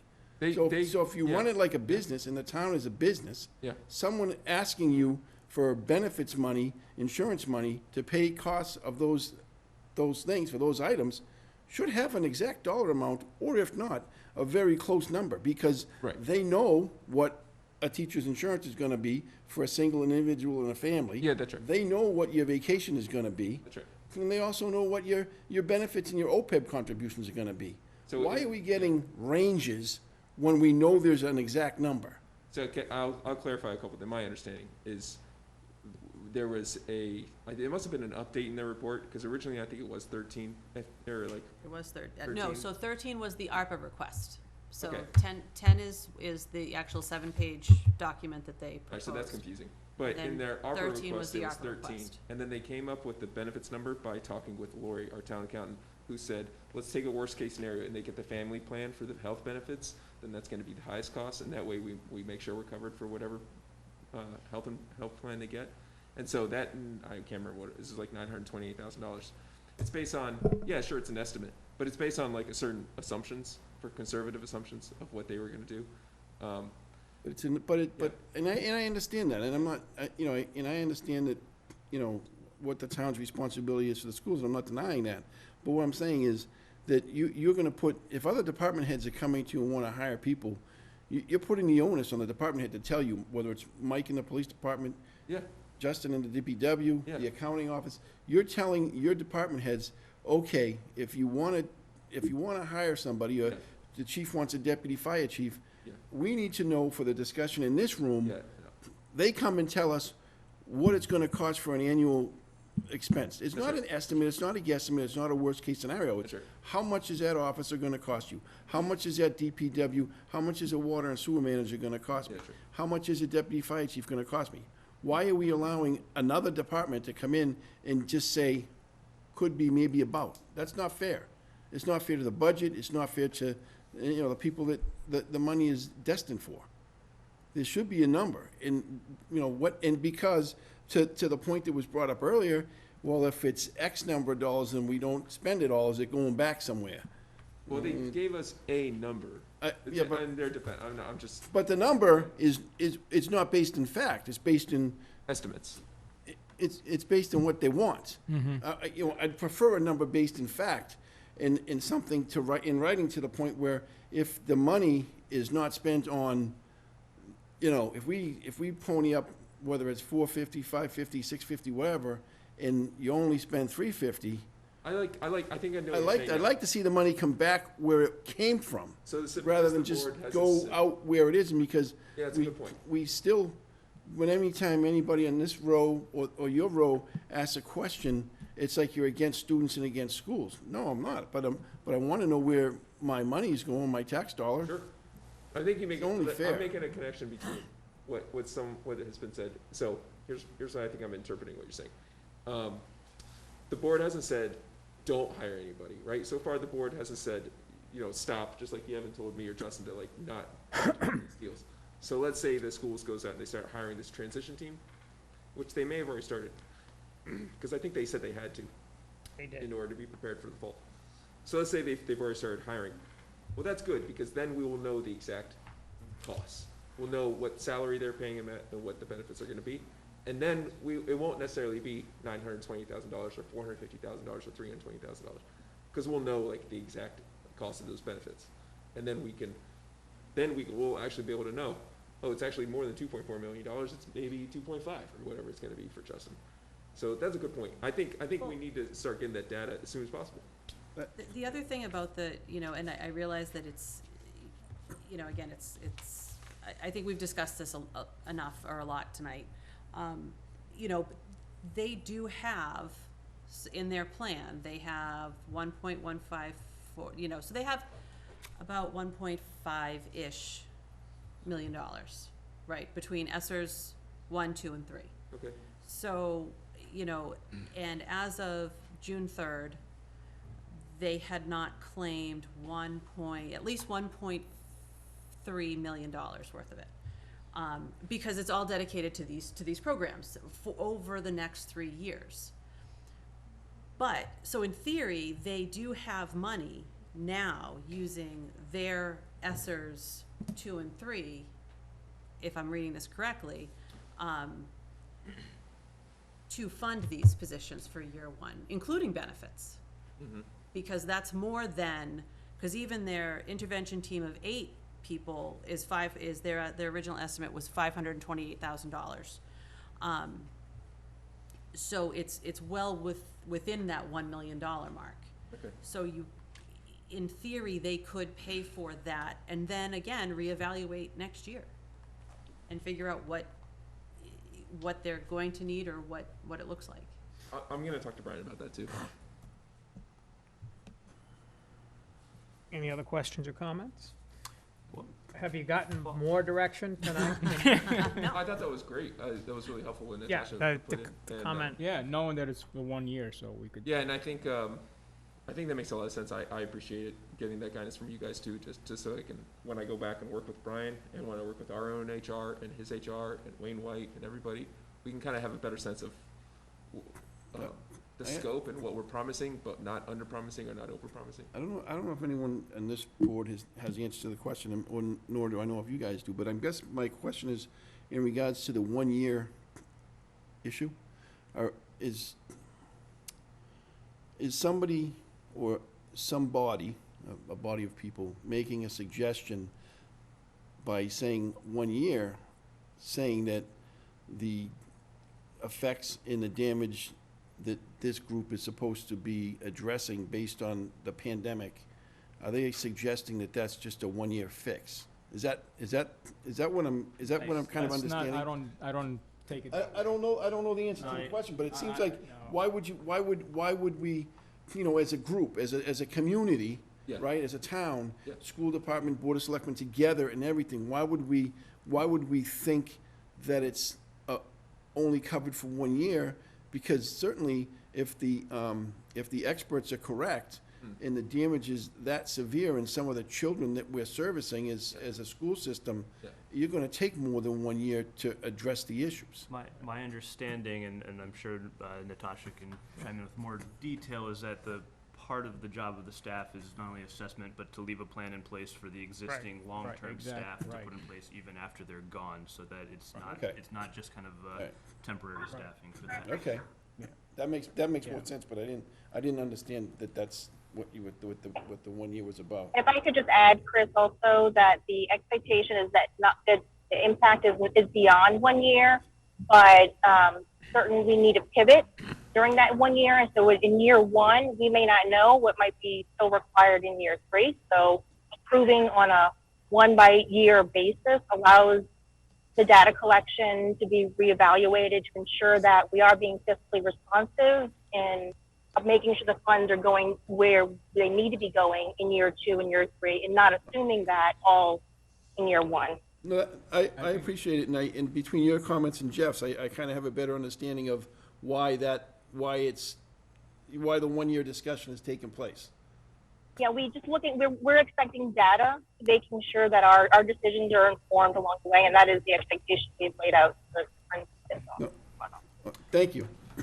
Is there a budgetary reason why we don't give the schools more money and yet then expect them to include benefits within that budget?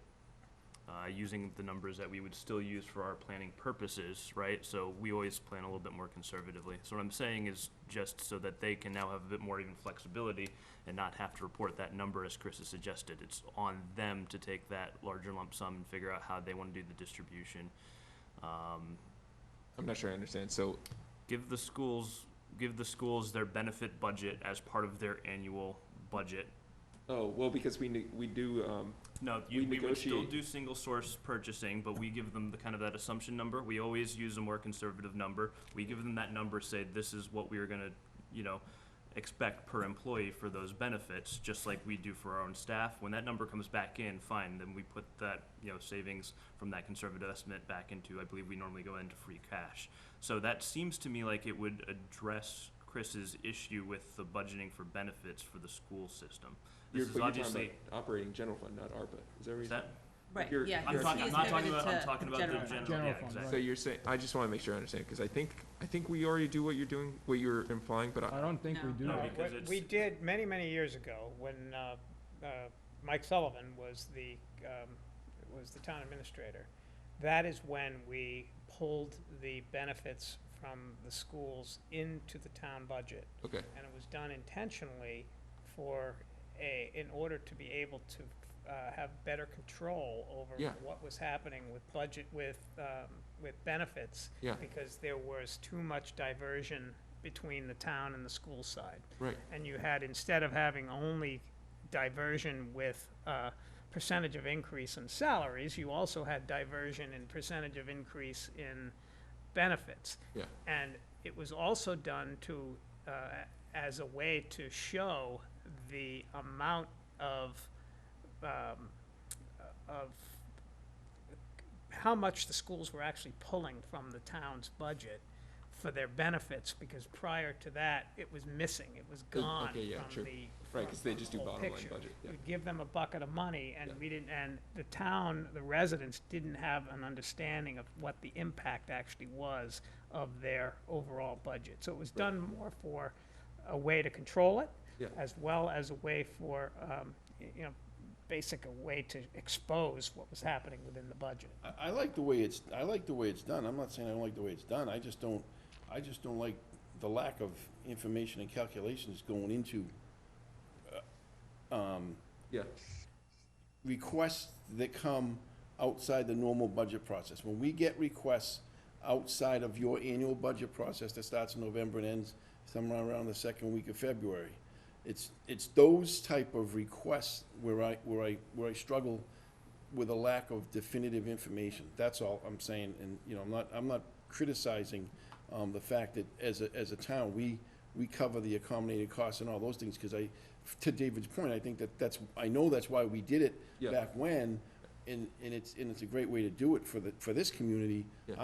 I just am concerned if it's any department that says outside of the regular budget process, they can't come with a definitive number, because definitive numbers exist in municipal government in the state. So that's the only question I have, and that's, the answer to the 1 year thing has been answered and everything else. That's just my, I guess, a little pet peeve is that I'd rather have real information than estimates and guesstimates. makes sense.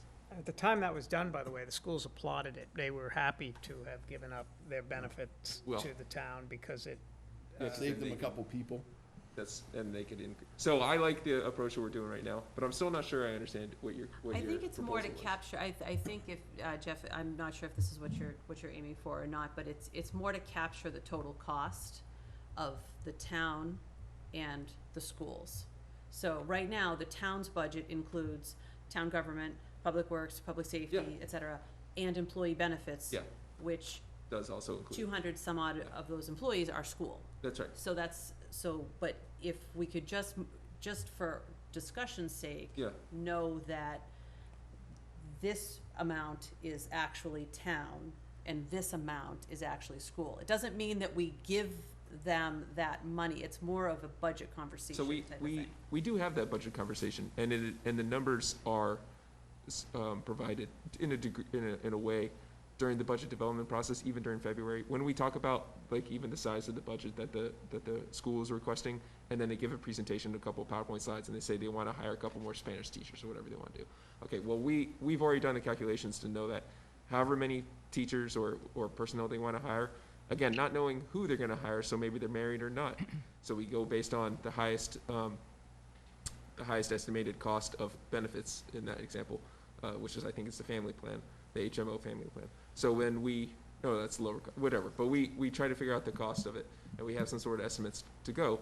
That way, we show if the schools get this amount, which includes this many presumed amount of FTEs, we know we also have to balance that out in the in the operating Please. fund overall for benefits. Right, so you got, I feel like we don't necessarily see that as Right. far as, right, so that's what I think, Jeff, is that what you're getting at? Yeah, The it's a same large thing, part and of same what- thing with liability insurance, like when we spent a significant amount of money on the schools, but we got it a lot covered through, we knew we were gonna be paying on the backside this year because of, like, yes, we're spending money on a school facility, but because liability cost is shared, then it was kind of like a general fund sort of liability.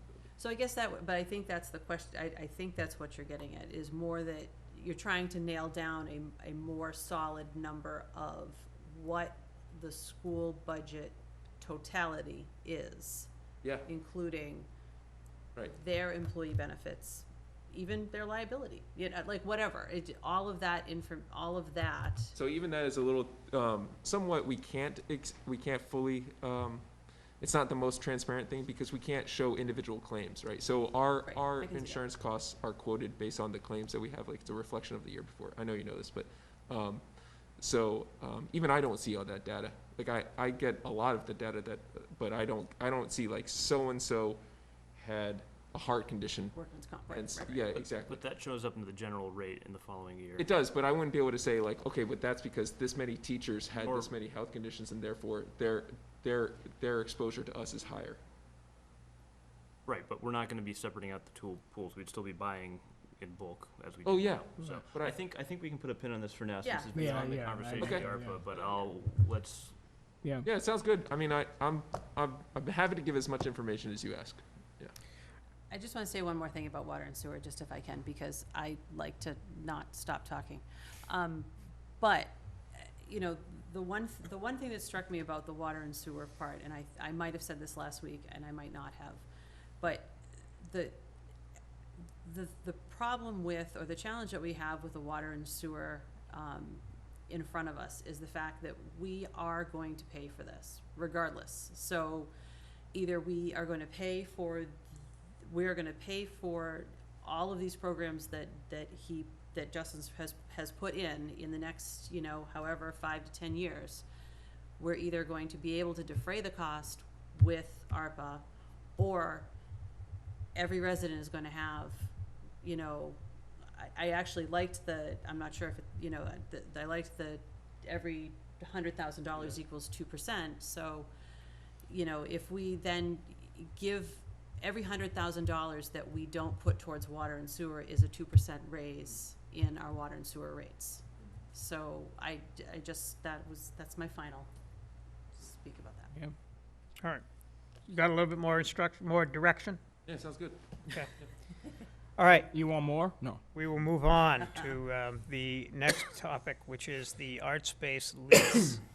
The potential renewal of the existing lease, extending it out for, I think the plan is potentially for another year, Yeah. under the same terms. So we'll open up the discussion. Greg, do you have anything to say beyond what you said last week? Yes, because the board had asked for documentation clarification that of the ownership of the facility. So Becky did a little bit of she knew off the top of her head, but she But She you got the also- documents too. showed me. It was formally approved at town meeting in May of 2015 to transfer ownership from the school department to the select board. And I think what I had been actually looking for was a contract language that had the changes made, which I don't know if ever the contract was ever changed to reflect that the town is now. I couldn't find anything in. I know what you mean. Like if there was like a side letter, so to speak, to. Or contract that the actual contract was Ever. rewritten with. Oh, the- no. And so it apparently. I know was- this contract has not been rewritten. Apparently it was not. No. So, I'll reiterate for the board, my concern with art space per se is not anything more than the exposure of the community to a building. And I think we need to make sure that we take the responsibility of understanding what's going on in the building that we own, we are the landlords of, and that there is a plan presented to us that shows what's being done, when it will be completed, how it will be completed, and that safety is all being taken care of over there as well, relative to, you know, fire hazards and whatever. That's my big concern. And we can,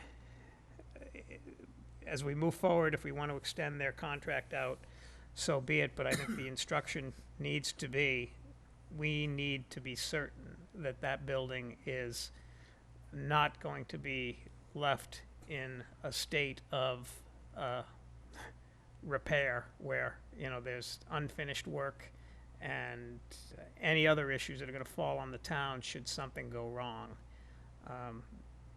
That's my concern. Okay.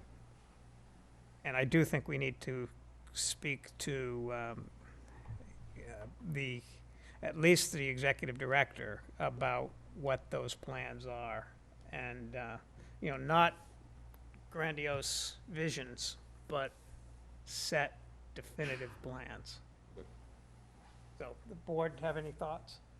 No, I agree with you. I think we are responsible for that building, and we should know exactly what's being done in there. And I know that, you know, Justin and fire chief went there, and who else was with you at the time? We actually all went at separate times. So the fire chief conducts fire inspection, and he actually, when he went there to conduct his fire inspection, he was the one who emailed myself and Rick Asman, the building commissioner. At that time, Rick Asman confirmed that they had an open permit for work being done. Then that triggered myself and Greg to meet with Jerry just to kind of go over what the contract says and the methods in which they're supposed to approach if there's any kind of changes to the building. So we weren't initially told that this was happening, but they did go through the permit process. Part of it was they didn't read the contract. So then we did do a walkthrough, and we kind of met with Rick a little bit to see what the general contract was. Some drop ceilings, minor electrical repairs, things of that nature. So at that point, I think we were all pretty satisfied that Rick was on it. The building inspector has to inspect and close out permits. At this point, I think Megan discussed this last meeting, is the permit is still open and they're moving through contractors. This isn't uncommon, but to Dave's point, you know, depending on how long this goes on, we need to have some insurance that this is either going to be fulfilled, you know, deadlines, dates, who's your contractor. I think that's something that we could definitely discuss. Yeah, I'll follow up with Good, them on this. okay. So, just kind of following up on that, this contract that's in here, the 2002 is the only contract that we have with them, correct? Yeah. So, I just have a question. The question I would have is, I don't know if they wrote it or not, but has town council looked at this contract and just kind of, you know, gone through it and made sure that the conditions that applied in 2002 still Right. apply today in terms of the benefit of the town, the protection of the town and everything? I didn't ask her. It's basically a 20-year-old document. Yeah, it is. And over time, how things are structured and how things are done change. No, And good point. I'm just curious I as didn't to ask her whether, to get you into know, that level of detail. there are but- any of the items or articles within this contract that you know, as opposed to that time, at this time, put the town at risk for certain things. I just think it's worthy of a review. Well, it's definitely worthy of a review because, you know, when you read it and it talks about the gymnasium and Yeah, what the it's no requirements longer are there. for the gymnasium that hasn't yeah. been there for 10 years, you know, is concerning because we don't know.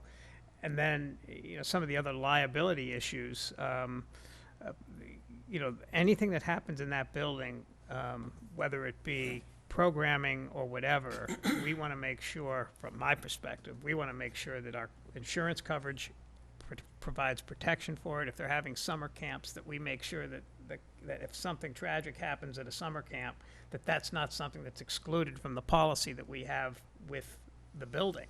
And then it falls onto the town. It's a town-owned building where if something were to happen there, we want to make sure that we're properly protected. Now, the way I read the contract, it looked to me like it was probably protected, but I don't know what their insurance contract looks like, because I haven't seen that. Not that I want to read, a 1,000-page insurance contract, but we need to make sure that those things are protected. There's political aspects to art space that we can't get involved in with the, disputes that might exist between the artists in the building and the directors and the board of directors or whatever. That's not our role. Our role, I see it as strictly overseeing the building and making sure that the contract that we have with the building is appropriately being followed and that we are protecting the community and our asset. I think, I wouldn't disagree with that, except to Justin's point, that, the people in charge said, we didn't know because we hadn't read the contract. And so that would suggest that perhaps some of the items in this contract, that, as I've read it, we kind of do have a little bit of say in what they're doing and who they're renting to, type of thing. Are those things still industry standard and protect everybody, including, by the way, protecting art space and the artists? Just that, let's make sure that everybody involved is protected, because at the end of the day, if there's some of the artists have a dispute and they don't get satisfaction going to art space, where do you think the next place they're going? Sue everybody and see what sticks. So that's the way that world works, right? You're in it. I mean, I just think we should have someone go through this item by item and make sure with their attorney that we all understand we're on the same page and everybody's doing things as expected. I don't want that to happen to the detriment of art space and to a delay. Yeah. But I think let's say, let's move forward with allowing what to happen so that they can continue to operate and do what they do. Who wants to stop that? Nobody. But Yeah. going forward, there should be an agreement between the parties to work on this, to make sure that, when we re-sign the next lease, whenever that occurs, that it's the right lease, because, Yeah, no, I I mean, agree. there's a ton of stuff in here that doesn't even exist anymore over there. And I don't even know who, I'm just looking, I'm not sure which attorney helped the town draft this. It might have been Lisa Meads at the time, it was Bobrovsky, whoever, but I don't know. But either way, as we get into considering a new lease, Lisa would be heavily involved. I mean, it comes from her firm in the first place. It's just, I don't know. But when I asked her if for the, her recommendations, whether to extend this lease or whatnot, and she said, just ask for an extension for the year to give us enough time. I didn't ask her, can you look through the contract at the time? I just said, unless we have some glaring issue that we need to clean up, and I don't right now. I don't have something in my face I need to clean up with this contract right now. Otherwise, I would ask for an amendment to the contract. Right now, it's just asking for an extension, in the anticipation that we would have to negotiate new terms. I do think, though, that we need to put an end to the one-year extensions and the $1 per year. That's got to end, and we've got to come to an agreement as to where we're going to go with it.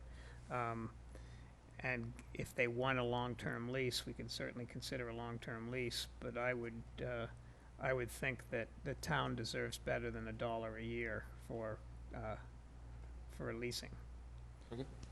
Given the benefits of what that organization, apparently, they opened up a gallery at the corner of Nason and Main, and the town gets $1.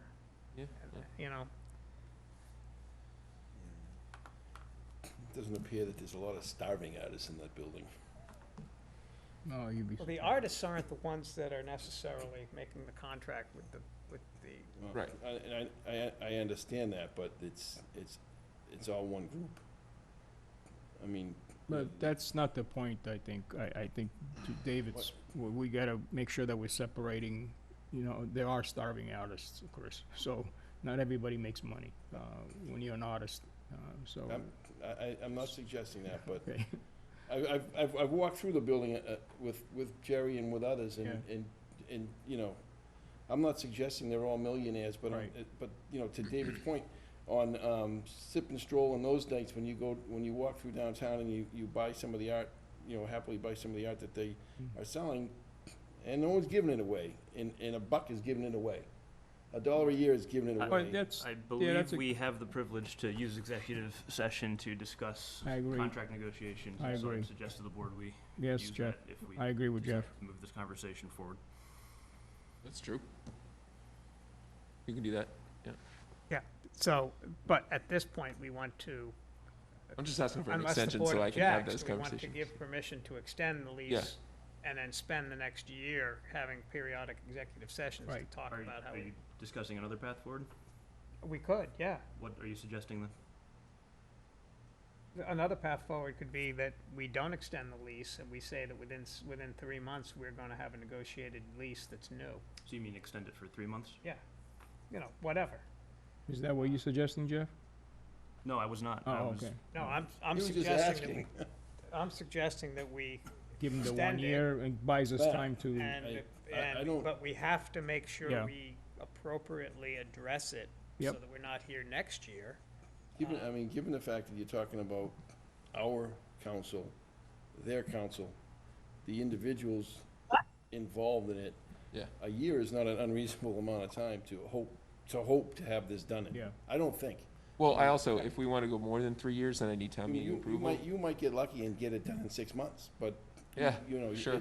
with, No. with legal people and all the things going on in the legal world these Yeah. days, Yeah. based on COVID and everything else, filings, and it's not unreasonable to think that a year is a fair. Didn't we Oh, yeah. last year, didn't we last A year, goes by quick. didn't we Oh, yeah. last year sit here and say the same thing? Yes, we did. yes. And that's the point, that Yeah. But I it think happened.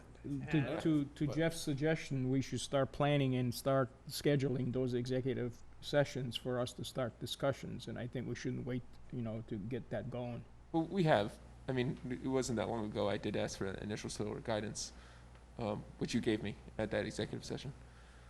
So I mean, yeah. it doesn't hurt, Yeah. to say yes, but there needs to be, I mean, I think it's also a discussion to have Thursday night, part of our conversation on Yes. Thursday night as well. Yeah, Put that Yep. on the list of Yeah. how, to do that, but rather, We got 2 items out of this discussion tonight. Yeah, there you go. we're halfway done. If it needs town meeting approval for a longer contract, then I don't see a problem with a full year. It won't be ready for Yeah. until. right, Greg, is there a limit on the length of time we can go? No, So, I mean. 20 years. I mean, yeah, you can go. No, but Yeah. so there's no limit if we negotiate and somebody says, oh, we want 20 years because we want to provide security to our artists and to our Yeah. community. Okay, can we go that far out? That's the, Yeah. I don't know if we can. Yeah. And Well, because in most instances, we're limited by a time frame. Yeah. Most of our contracts in leases and whatnot, there is a length of term we can't go beyond. I just didn't know if. Oh, you that should applied. define the length of the contract. So even this contract was done in a 10-year within 2 No, 5-year I understand options. that, but what I'm saying is statute dictates in some contracts, we can only extend so far out. And Oh, I just sure. didn't know if this was one of them. Not that I'm familiar with. I don't believe. And there's pros and cons, of course, to any contract length. Yeah. So the advantage of having a shorter length is for competition. So then you can go back out to bid or do a proposal, and then you might get a more advantageous firm or offer to the town. But the advantage to having a longer term contract is just more confidence and stability for the other firm. They like to have it's just more certainty for both parties. By the way, if you're gonna make a motion, which I know you haven't yet, but I wanna make sure the address is right. I noticed I put the wrong address, so. It's 63. 63, yeah. Yeah, so, having had this discussion, is there a motion? Actual address. Sure. Make a Oh, that's what motion. it says. Move to approve an extension of the existing lease agreement with Art Space Maynard at 63 Summer Street through June 30th, 2022. Second. Motion's made and seconded. Any further discussion? All in favor? Motion passes unanimously. But I do think we need to make sure that by next year at this time, That, yeah, this is sort of behind us. yeah, me too. Yeah. Thanks, Justin. Again. I know. All right, articles, anything, Greg? Not yet, but we're on the hook. On the article issue, I know we're going to, on August the 2nd, have a presentation. Is it August the 2nd or August the 3rd? August the 3rd, a presentation on 2 articles from what I understand, or I think the presentation is only going to be on one of them, which is the plastic bag Oh, yeah, fair. ban that we Yeah. talked about. I want to make it clear, I guess, that that is a citizen's petition and not a article that's coming from the Board of So Selectmen. that's a great question. So at this time, it is a citizen's petition. I've recommended that they go through the bylaw review committee or find a sponsor within, you know, like whether it be select board or bylaw review committee, whoever. But that's not what I've been told. As of right now, it's still a citizen's petition. Petition. Yeah. Yeah, okay. Unless Have they're they- coming to ask you for your endorsement as sponsors. They may. Yeah. But even so, it's still being presented as a citizen's petition Right. to get on the warrant, because they presumably Yeah. they have to have their 100 signatures or whatever it is by the deadline, which is coming up. I can't inform them of that deadline. Okay. Yeah. I like mom, but it's always. Or Board of Health, by the way. That's another group that, because Yeah, it's a Board of Health They could enforced. sponsor it. Yeah. There's limited individuals that can sponsor organizations or whatever that can sponsor articles that we must accept. And a citizen's petition is one that we must accept. Well, that's true. If it comes from another body in town, we must accept it. We don't have to agree to it, but we That's must true. accept it. And the citizen's petition, we must accept. Yep, yep. Um, So no, nothing else, Mr. Chair. They're not right now, but it's soon. We're gonna start seeing them soon. Okay, so, but they've been notified, and I know Jeff has Yeah. contact with someone over there that you forwarded We've been along. talking to them. We forwarded along from Town Hall, so, good. So nothing else on No, articles not yet. at this point? Okay. Town Administrator Report. That's a peach this week. Beautiful looking picture that somebody took. Yeah, where is that? I thought it was a That's- I thought it was a selfie for a That- second. What? Oh, it's the flower pot? Yeah. No, that's in front of CVS. Nice. Nice. I know, I really like, that's the garden club. They're doing a good job. Anyway, short report, because it's only been a week since you saw my last one, so, but I did get OMS submitted a report. I also want to point out that we did get a check from Green Star for their community impact payments, and just for, I don't know, she's leaving. Just for information for the board, or background, there is the community impact payment, which is 3% according to the host community agreements for the marijuana retail shops, and there's a 3% sales tax. So we get the sales tax through the Department of Revenue accounting of it, but the community impact payments, according to the host community agreement, they're not actually due until the end of the year. But we ended up getting the first quarter for Green Star the other day, and it was actually good news. It was the timing is not exactly the same from the Department of Revenue to what they wrote the check for from Green Star, but what it indicated to us, I'm making a long story short, it indicated to us that our projections might be closer than what we were fearful of.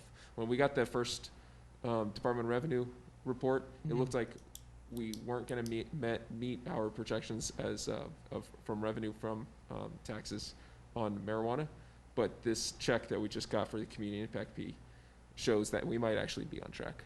And which is?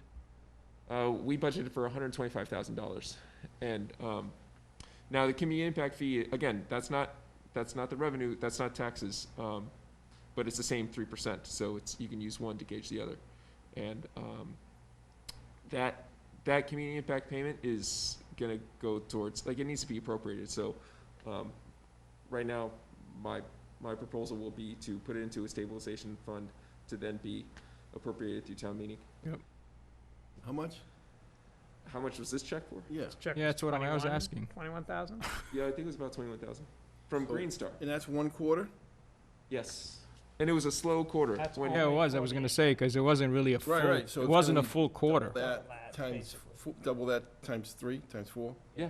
Yeah. So they showed us that And then their there's first the- and month, then- they had very little sales. Yeah. Not very little, but like significantly less sales. So have we heard from the other one? No, because they're not, They we're started asking them. later. We're asking Right, them. right. I'd like to see some profit and loss reports, but I don't know what they're gonna willingly show me, but I'd I like to think see. it's important too, that the community impact money, and I know Greg commented that he's planning, I think it's gonna be an article that you're gonna Oh, yeah. present, that we create Yeah. some type of a fund for the Yes. community impact fee alone to go into. And it's important, again, to the earlier point we had on education, that the community impact fee, that money is not general fund, so it can't be used to, Yep. to share with schools, to do anything other than, well, Depends. that's a misnomer, because the schools could have a potential Yeah. impact, community impact from the drug sales, you know, the sale of marijuana Yeah. from, for example, They could do like a drug awareness campaign. or something. education Yeah. on drug use or something along Yeah. those lines. But typically, but from what it sounds Hillman like, could do- hmm? Hillman could do the What it sounds like is that fund that we create will go specifically towards impacts that this has had on our downtown. So I think, Greg and I, we've spoken about like, new parking meters would be something, because the parking is impacted. You know, sidewalk upgrades downtown, you know, beautification projects downtown with more flowers or trees or whatever it might be, that is He's singing my impacted song. by, Justin, he's singing my song. so, anyway, you get my point, that Yeah. we need to educate, no pun intended, that that money is not really a general fund bucket that can be used for programs at the schools or in town hall, for that matter. It's true. Because it's got to go to community impacts. Yep. That portion of the money. Yes, The other the impact. portion, the regular revenue, is a different story. Yep. That's right. All right, that's all I had, Mr. Chair, for the Any TA questions report. on the town administrator's report from anyone? No, thanks. All right, chairman's report. I wanted just to comment about Thursday's meeting. We've already got 2 topics that we can bring up.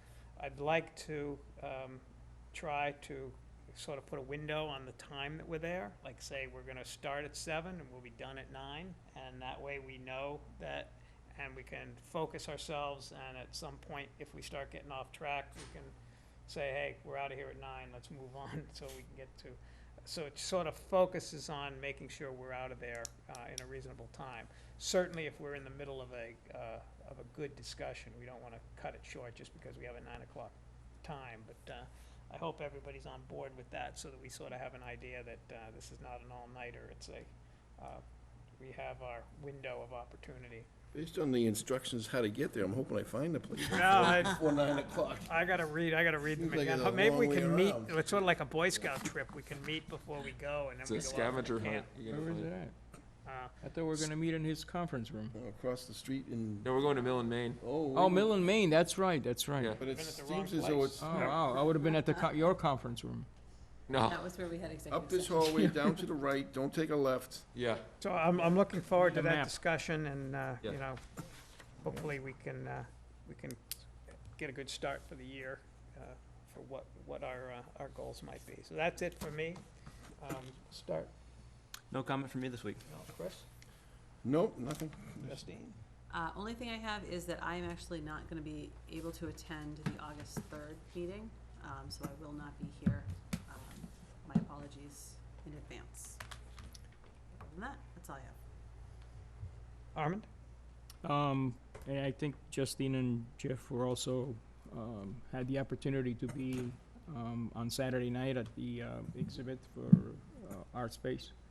And it was pouring rain, and, I think they had a nice turnout, and I think it also helped the town a little bit. There was a buzz in town, people were going to restaurants prior to going to the exhibit, and a lot of people from out of town, so it was a nice way to, showcase our town a little bit, even though it was pouring rain, but, It was nice. It was really a good turnout, so. And it was, the church was open, whatever it's called, Sanctuary. Sanctuary, yeah, too, yeah. which- Some people went to, Jeff went to Sanctuary first, and. It was too crowded at the exhibit, so we. It turned was it very back in crowded. there. Yeah. The, No. the other thing is that just, well, because you're talking about that group, the rave reviews so far from the artwork on the basin wall. Yes, Yeah. yes. All but a few haters that hate themselves. Most people that I've heard from are like really That was- excited that have seen it. Oh, is it done? Not, She was working on not it yet. today It's when I almost was today. there. Went up Is fast, it though. done Went up today? really fast. No, I Not saw her yet. working on it. Okay.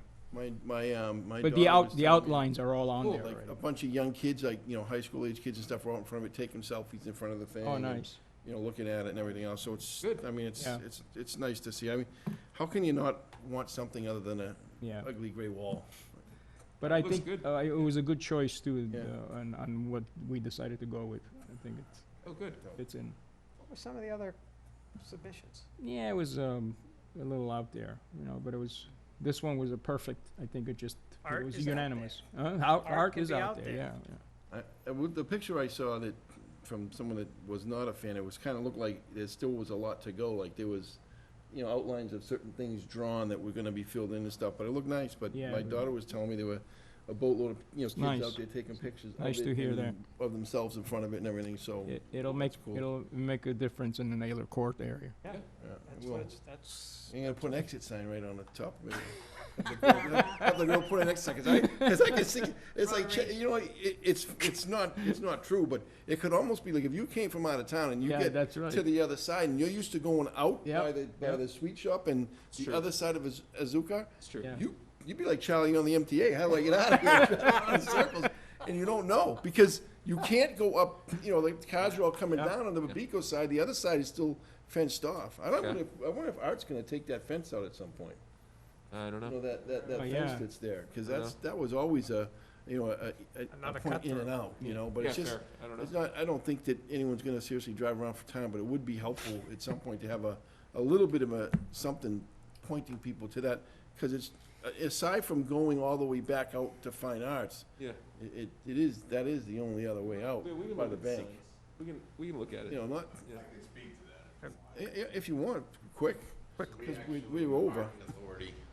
So within the parking authority, we developed a sign plan. The sign plan encompasses the restrictions that are required for parking regulations, but it also encompasses all of the traffic improvements that were never done when the change of one-way streets happened on Main Street. Unfortunately, the cost is large. So you're talking about downtown impact fees. It's something that we could focus on as well. We have a plan. We just haven't bid it out because it's probably gonna cost somewhere in the $50,000 to $60,000 range to execute. One sign here and there is kind of why we've gotten to this point of some confusion downtown. So the plan encompasses the entire downtown and changing a number of issues, like the situations we see on Main Street, where we have certain cars going down the wrong direction. Part of it is because some of the flush outs never indicate no left turns. So we just have to also be careful of sign pollution. Because So if you a have lot of- too much, Yes. then you get confused, and that's just as bad That's as not ex- having enough. That's exactly what already That's happens now, and it's sign not pollution. yeah, there's too much signage, and it was never addressed properly. So it was a kind of a scab approach to it, taking one isolated incident and trying to solve that one isolated incident. Both myself and Wayne Amico looked at this holistically and developed an entire sign plan for the downtown, Nason Street, Summer Street, the Basin, Main Street, all the way up to Walnut, et cetera. Does that include the wayfinding too, or? So the wayfinding sign's different. Separate? This is regulatory signage, and that regulatory signage also includes the parking regulatory signage. So enforcement would be easier, even if we decided to go with meters, not with meters, the signage would be there, so. Well, we look forward to that. Nice. All right, is there a motion? Move to Motion to adjourn. adjourn, second. All in favor? Great, thank you, See you everyone. Thursday. Thank you. See you Thursday, if we find our way there. Yeah, that's right.